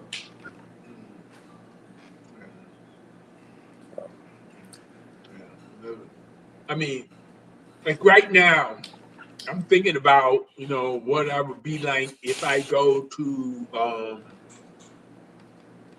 Bills backers again this year. Because now I really have complete flexibility, You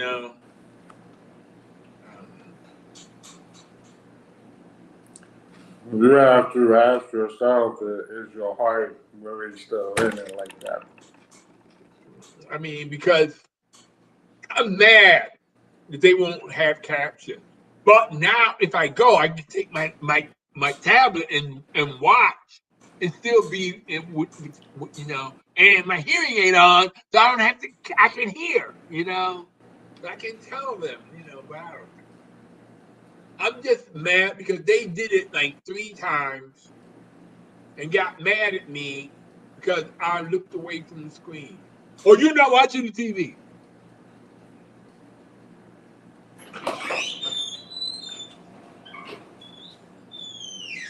So I'm glad I'm not there. I wasn't there. I'm glad you weren't there. Luan was there. She was pissed. Because if I was there and they started talking, like, oh, so you're not paying attention to the game, you're talking, right? I could still hit, no, No, we're talking. You're busy. No, you can't hear. Like what? You can't hear. You can't? No. They turned up. They can't even hear. And if there was only one TV, I could accept not captioning. Okay? I could. But they got 4. And no volume. Well, they got the volume, and I guess the hearing people can hear it, but they got 4 TVs. Why can't they put the caption on one TV? Yeah.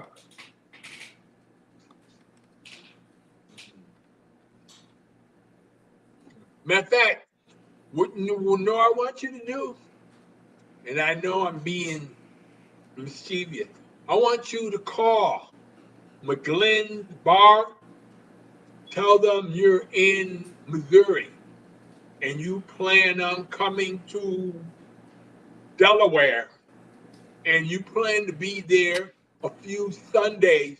Will I be able to sit with the Bills backers and watch captioned football games? Ask them. Because I've done it, but it doesn't work because I do it from here. And then I stop going after they start telling me, I still want to go because the guy who's in charge, he's an asshole. I didn't know that until I started asking for captions. But now, see, for you, that would be a good thing, but for them, that would be a bad thing. Because if they tell me no, okay, well, you will be getting contacted by my lawyer soon. that's what I'm thinking of doing. Because I got proof. Yeah. I got proof, and I'm thinking of doing that. That's a lawsuit waiting to happen. Yeah. Mm-hmm. But the reason why I won't do it,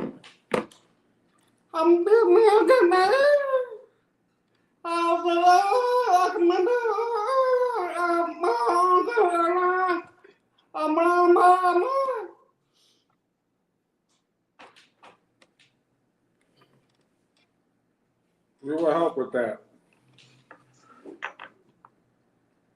As always. yeah. It's like I tell people and they don't understand. Yes, DSD means Delaware School for the Deaf, but to me, DSD means Delaware Support Delaware. No matter what. Yeah. Mm-hmm. No matter what. So, I got you.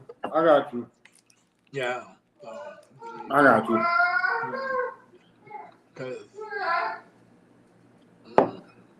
But because I really want, I really like the company. I like, doing what we're doing, watching the game, and remember what happened. Yeah.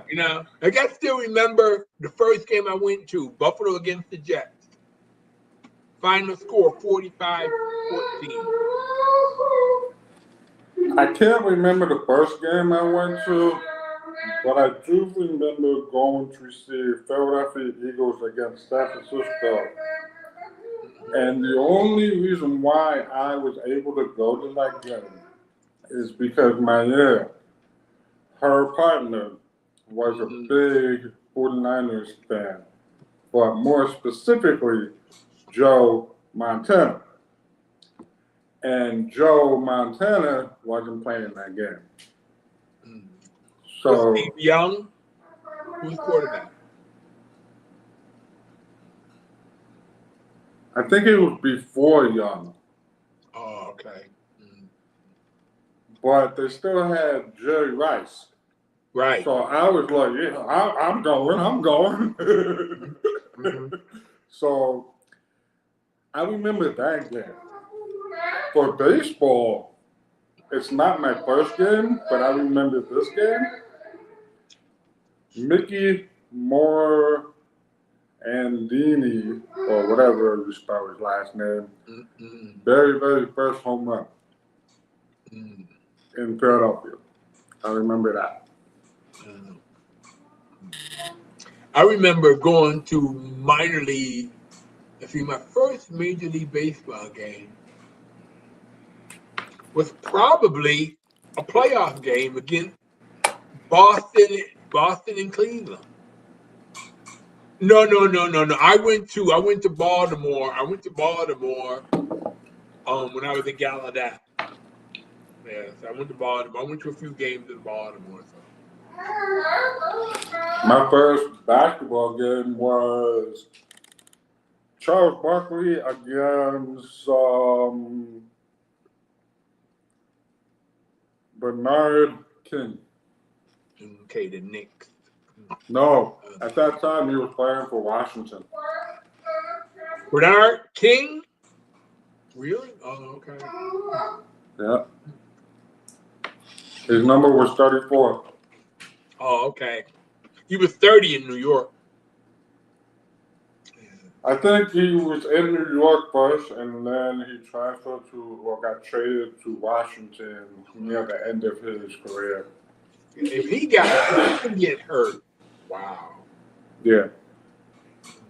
He was. That's one. Yeah, that's one thing that I don't understand. How some of these players play and they enjoy the life, but don't want to work at the life. Like Michael Jordan, he worked. Kobe. He worked. Kobe. He worked. Yeah. But Sprewell could have been great. Yeah. Sean Kemp was Charles Barkley squared, but he didn't like the life. He wanted to. Yep. Joe Jefferson was an excellent quarterback for Pittsburgh, number 17. He just wanted to get high. Josh Gordon.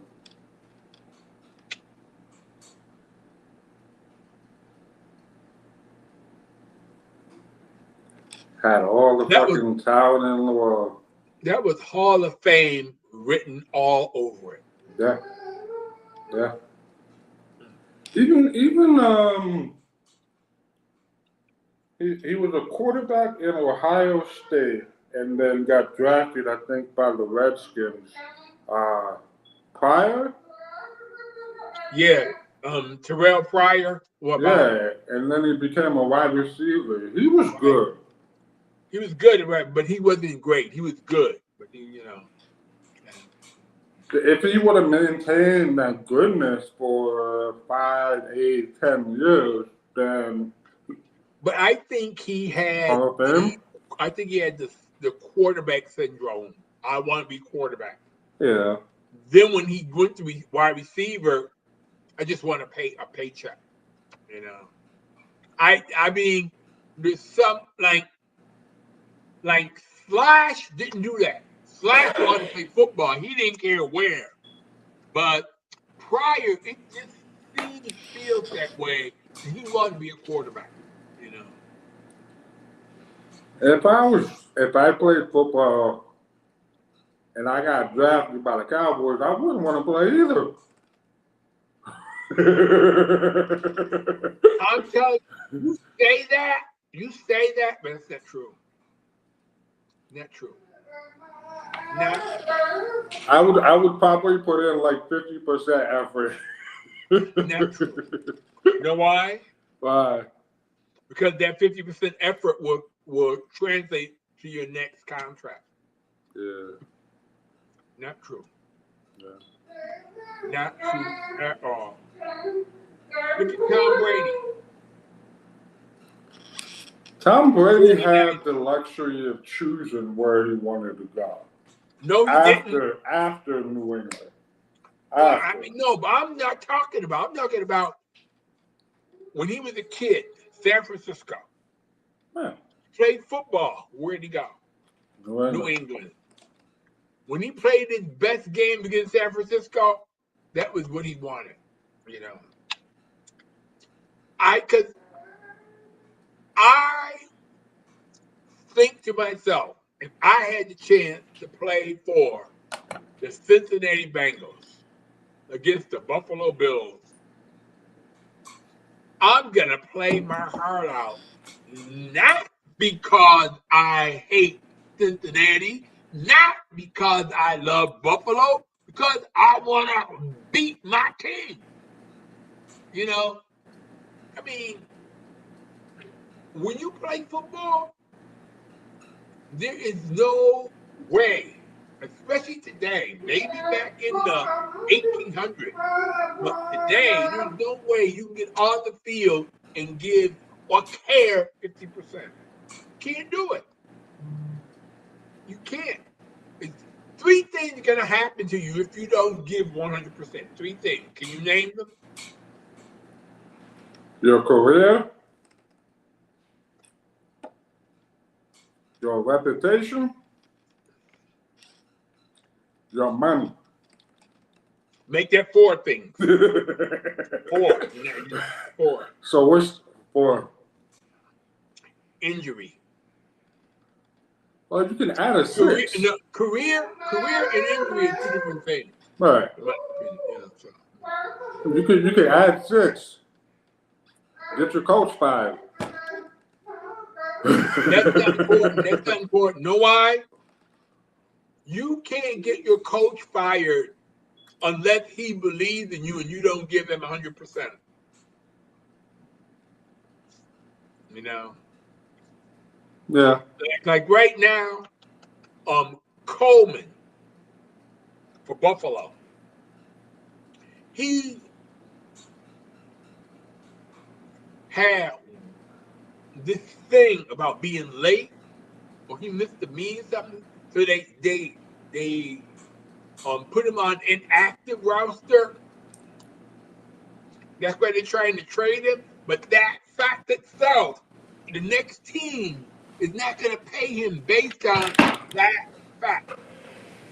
So when you're playing football, baseball, basketball, you're on the floor, it's something you always must do. Give 100%. Yeah. You can't, like, I used to work in the bank. And when I started working in the bank, I was lousy. But then, I don't want to be loud. I don't want them complaining to me. No. So I do. So then I'm the one telling them. You know? And then when I told them I was leaving, they didn't believe me. And they used up all my backstop. All of it. They were eating. Then they had to go back to the old ways. I mean, I almost wish I was still doing that now. Almost wish. Because when I was in the money center, neatness was in my brain. Yeah. I want everything. When we I remember my boss. He was gone for 3 weeks. Normally 2 weeks is the max. So you get 5 weeks, but you don't usually take. You usually do 2-2-1. You don't usually do 3-2-1 or 3-1-1. You usually do this time you get 3 weeks. And the person, his boss came in, clean up the place. Okay.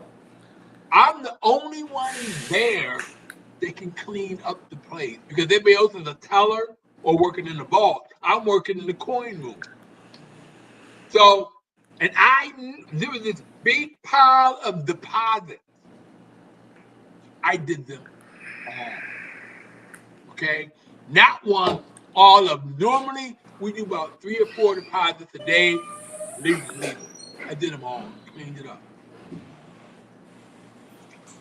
Then came back, started cleaning up everything else. Then I took the mutilated money and sent it to Philadelphia. And to show you how I was, we had an audit. my boss was upset because he didn't know that we sent the money to the mutilated money. So he didn't know. We were off the whole 5 or 6 years I was there. $620. That's it? No. That's coin, money. Right. We're off. We got a check back for $620 or 620 something. And for the rest of the time, from that point on, we were never off more than $5. Oh, never.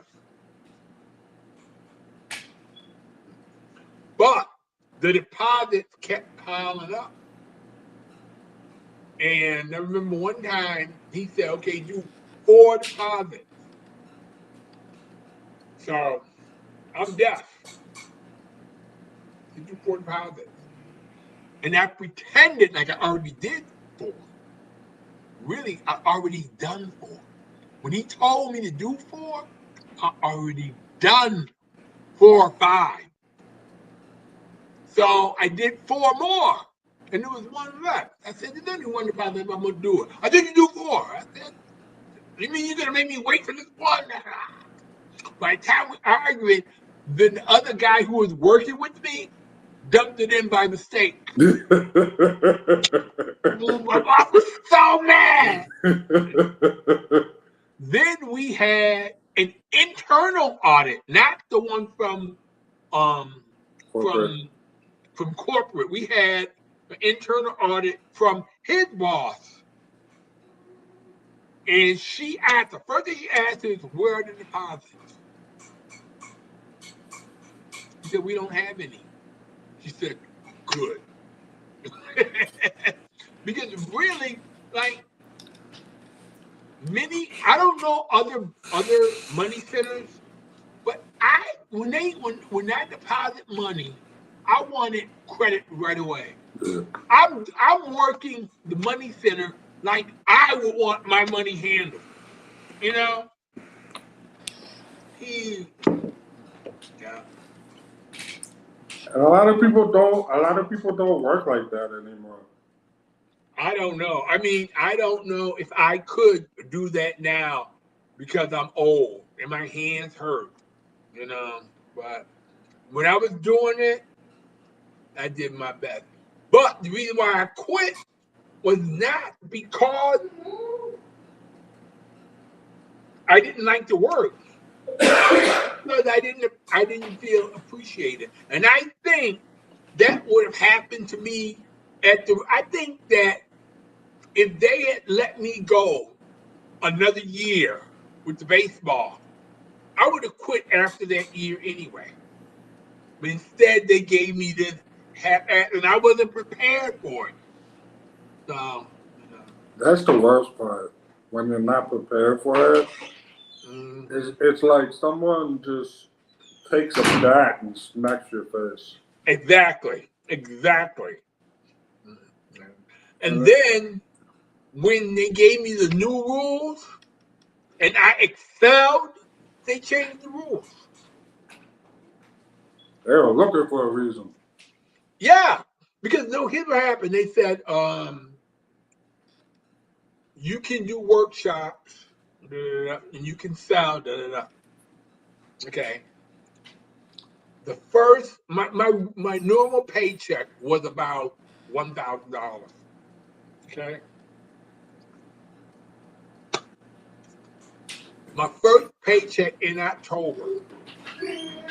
After I only get 2 hours a day to set up my scheduling. I only got they work me 10 hours a week. That was it. Okay? So the first paycheck I got was 250% more than my normal paycheck. And I was on the roll. I was doing my contract, everything, paper. One teacher complained. So then they came back and they told me what, so I corrected it. I improved it. Next paycheck, $3,500. Then they changed it from $100 per workshop to $75. Then they complained they changed so much. So then, near the end of the season, June 30th, I'll never forget that day. In the month of July and August, they only had like 8 games left.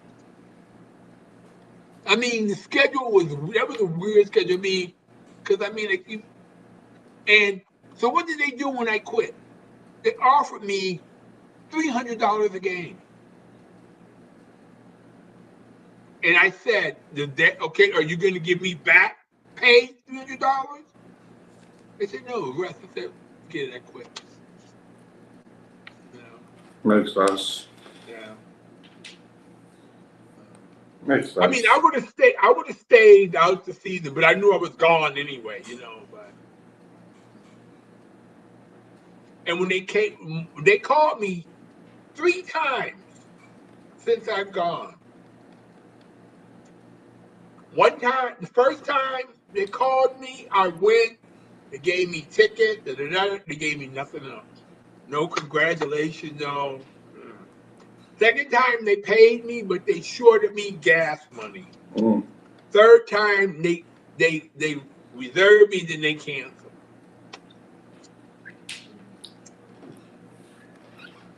Now they don't call me anymore. Is that a good thing or a bad thing? Well, it's good and bad because I want to do it. It's bad because I know they don't want me, But you do have the potential to contact Blue House. Yeah. Excuse me? The Blue House. Well, as a matter of fact, that's what. After we finish, I might kick my ass and get moving. But right now, I've been, I'm gonna call you later tonight. Well, but before that, I got to mow the lawn first. Okay, but I'm gonna call you tonight, 7 o'clock. I'm gonna call you. Yeah, you better make it 8. 8 o'clock, fine. I'm gonna call you. Okay. You start your. I should. I really should because.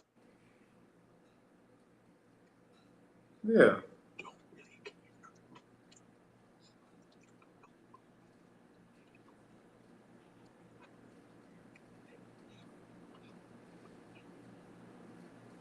But basically, I just want to, I want to do something. I just don't know what. And right now, that's my expertise. Yeah. I'm not going back to the schools, even though I wouldn't mind.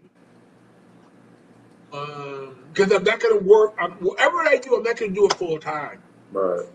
So, I mean, I'll even try to work at Amazon if I feel I can physically handle the work. Because right now, the reason why I don't feel I can physically handle it because of my shoulder. I mean,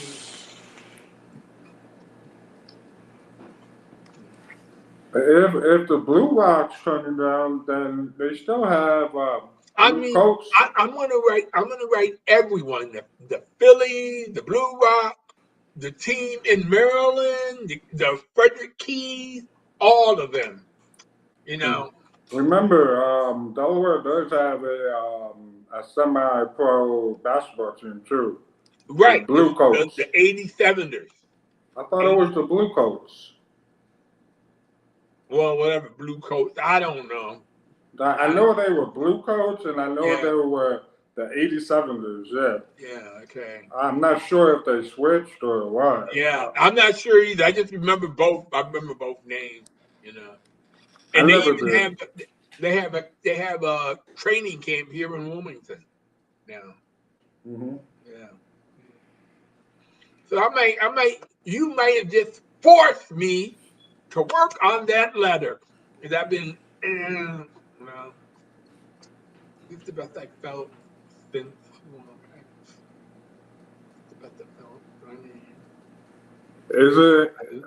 Isn't that what a friend is supposed to do? Thank you. Push their boy. Thank you. I know you But would also, do the same thing for me. yeah, because also, I'm talking to my ex-girlfriend, my recent, her roommate is in Chicago now.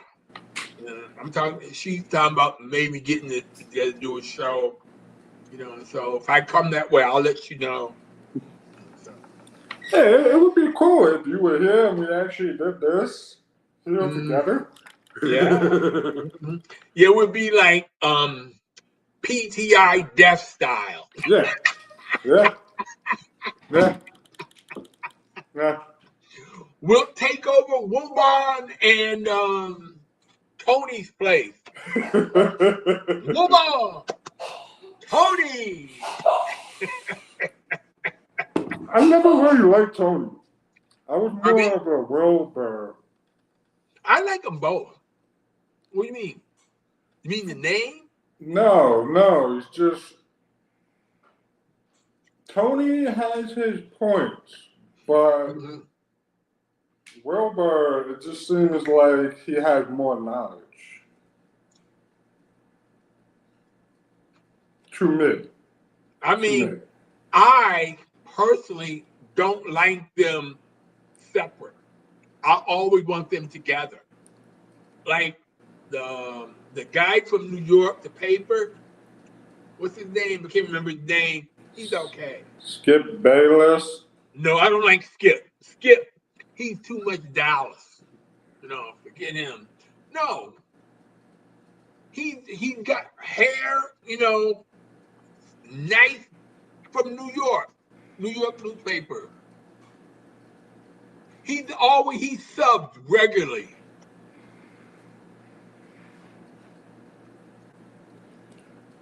I do remember them having that one show where they had a lot of reporters from like 4 or 5 different locations arguing things. Yeah.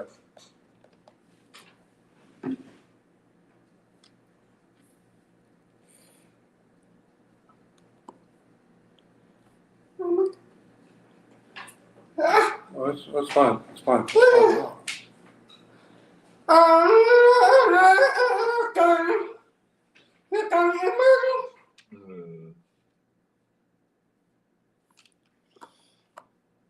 Frank Isola.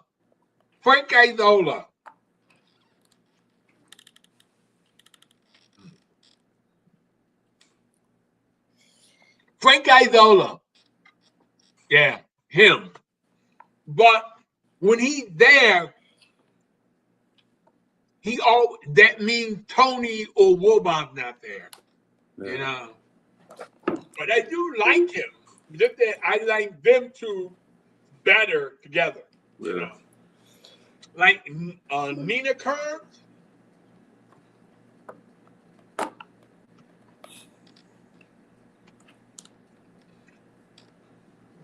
What would it be like? That's football. Oh my! Oh,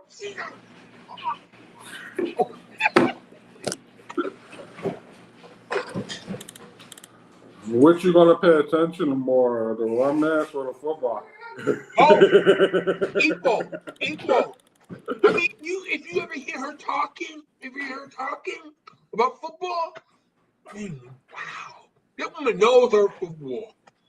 He knows her football. There's another lady, I don't see her that often anymore. And I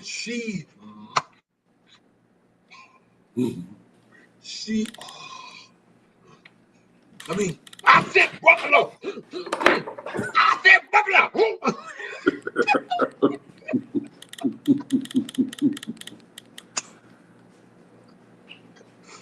I mean,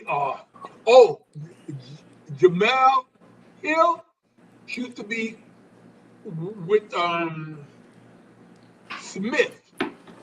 I miss them.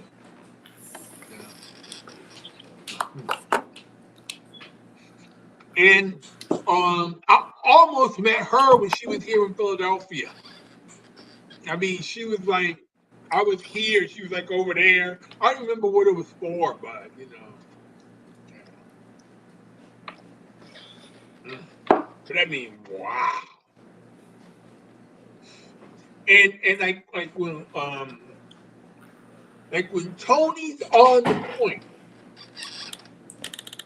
there's no one better Yeah. with Wilbon. And when he's off the point, which is more often than Wilbon brings them back. You know? And I think that's why I like Wilbur better because, like I said, when he's on point, and you say he's on point, he's good. But when he's off point, it's like No. You're reaching. But what I'm saying is that with Wilbon, he brings them back quick. The other ones don't. You know.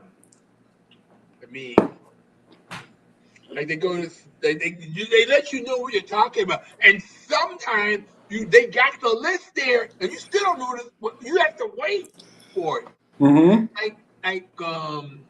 Now that I record it, I really like if it's a topic like soccer, and you know how much time you did before the next one, you know.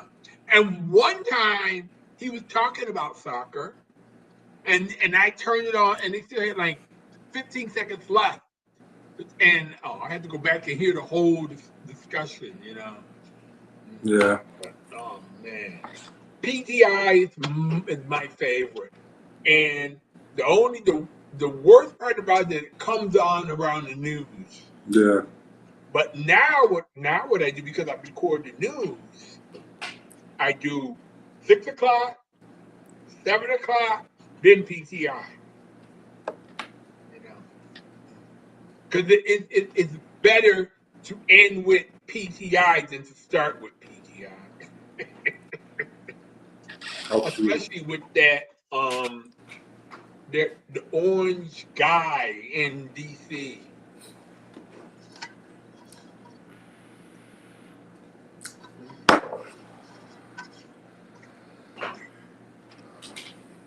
Three. I thought you had three.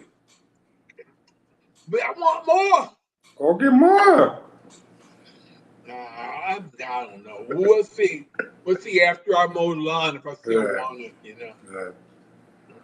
I think this is a great time to end this so that way you can go to mow your lawn and do the things you need to do because it's 2 o'clock at your time. I can even check the lottery numbers and be sure I won them. Well, if you won, you're going to share, right? No. You know why? You know why?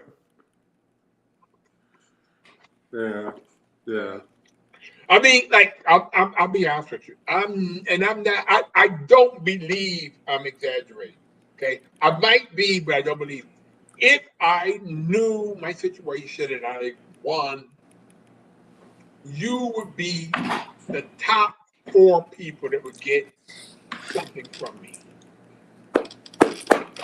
Me, Lawan, my daughter, you.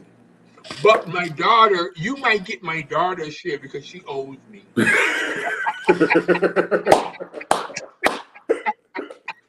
Well, with that said, and possibly my mom watching, you know what's going to happen.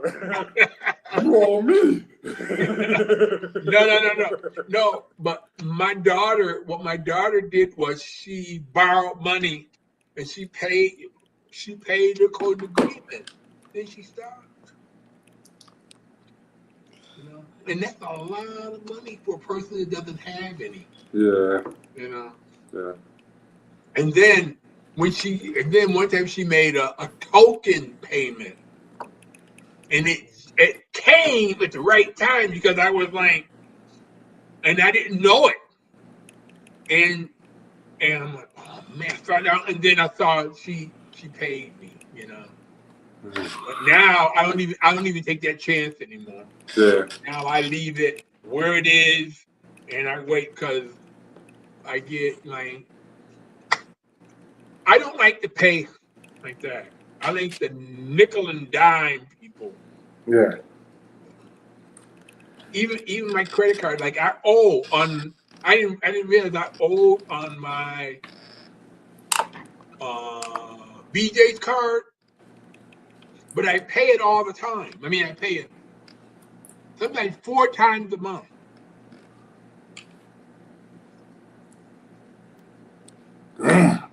Yeah.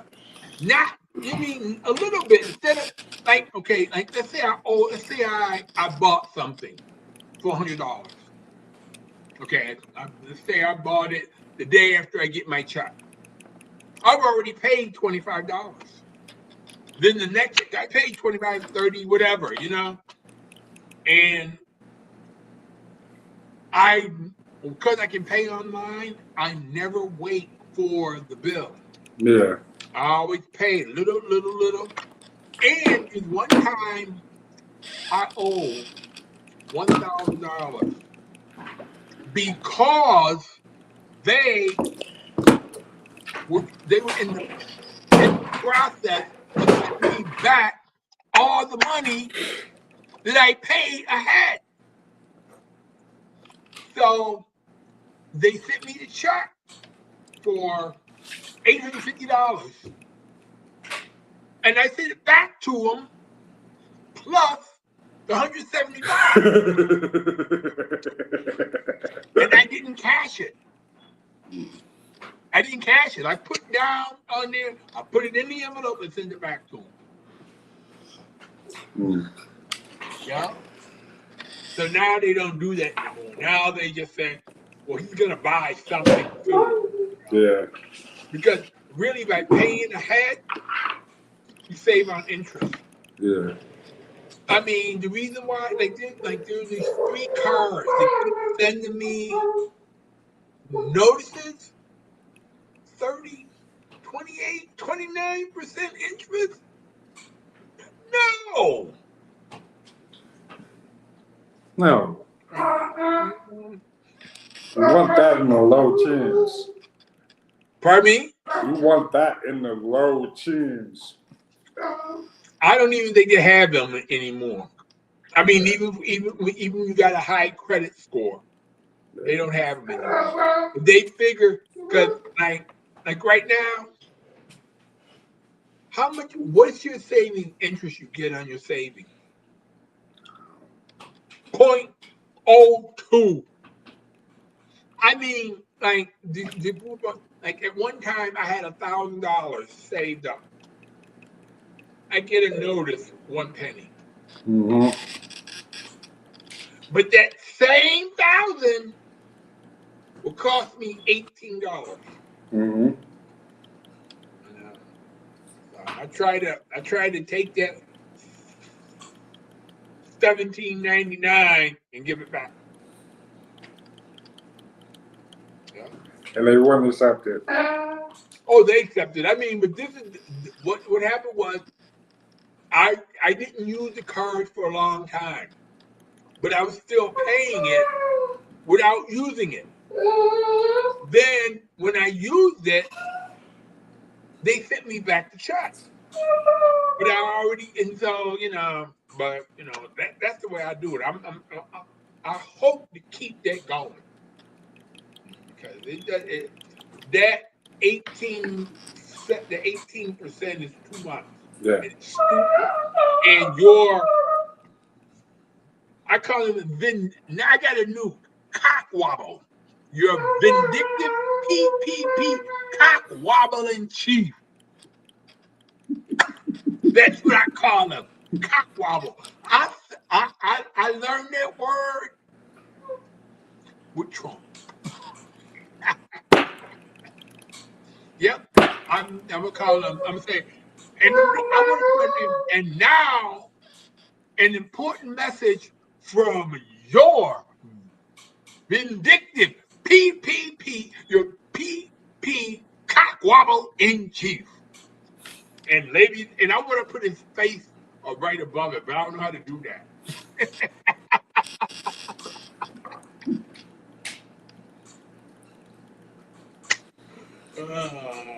Yeah. Wow. Okay. So you go? Do you go to? Are you planning on going to any games where you are? Any games? I mean, baseball. What's near you? What's close to me is actually the Cardinals, but not the St. Louis Cardinals. Hmm. It's Springfield Cardinals. Yeah. I mean, cause my like I said, my nephew lives in Springfield, but I haven't heard from him. So and if I go there, I'm gonna have him come to your place instead of trying to go stay with him. You're like, what? What's this? Well, like I told you before, I got a back room, so Mhm. it's available for you. Just let me know when. Okay. So I think it's a good time to end this. I'm good. I'm Okay. good too. Mhm. I really enjoy these conversations with you. Mhm. So look forward to next week as always. Yeah. And I'm gonna really try to get. Is this tape saved or is it disconnect once it's gone? Oh, it's saved. It's saved to two different places. Hmm. On Facebook, there's a place called FYESYL.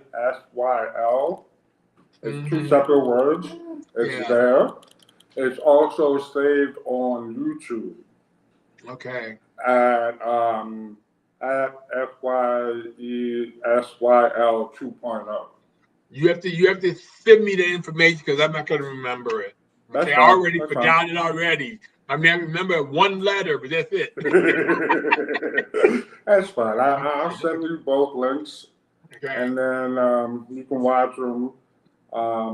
Hopefully, people will subscribe to the YouTube. I need more subscribers there. Yeah. So, but yeah, I'll send you that link.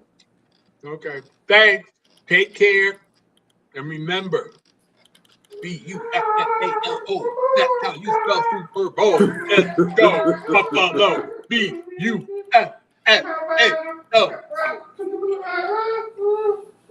I always love you when you do Okay. that.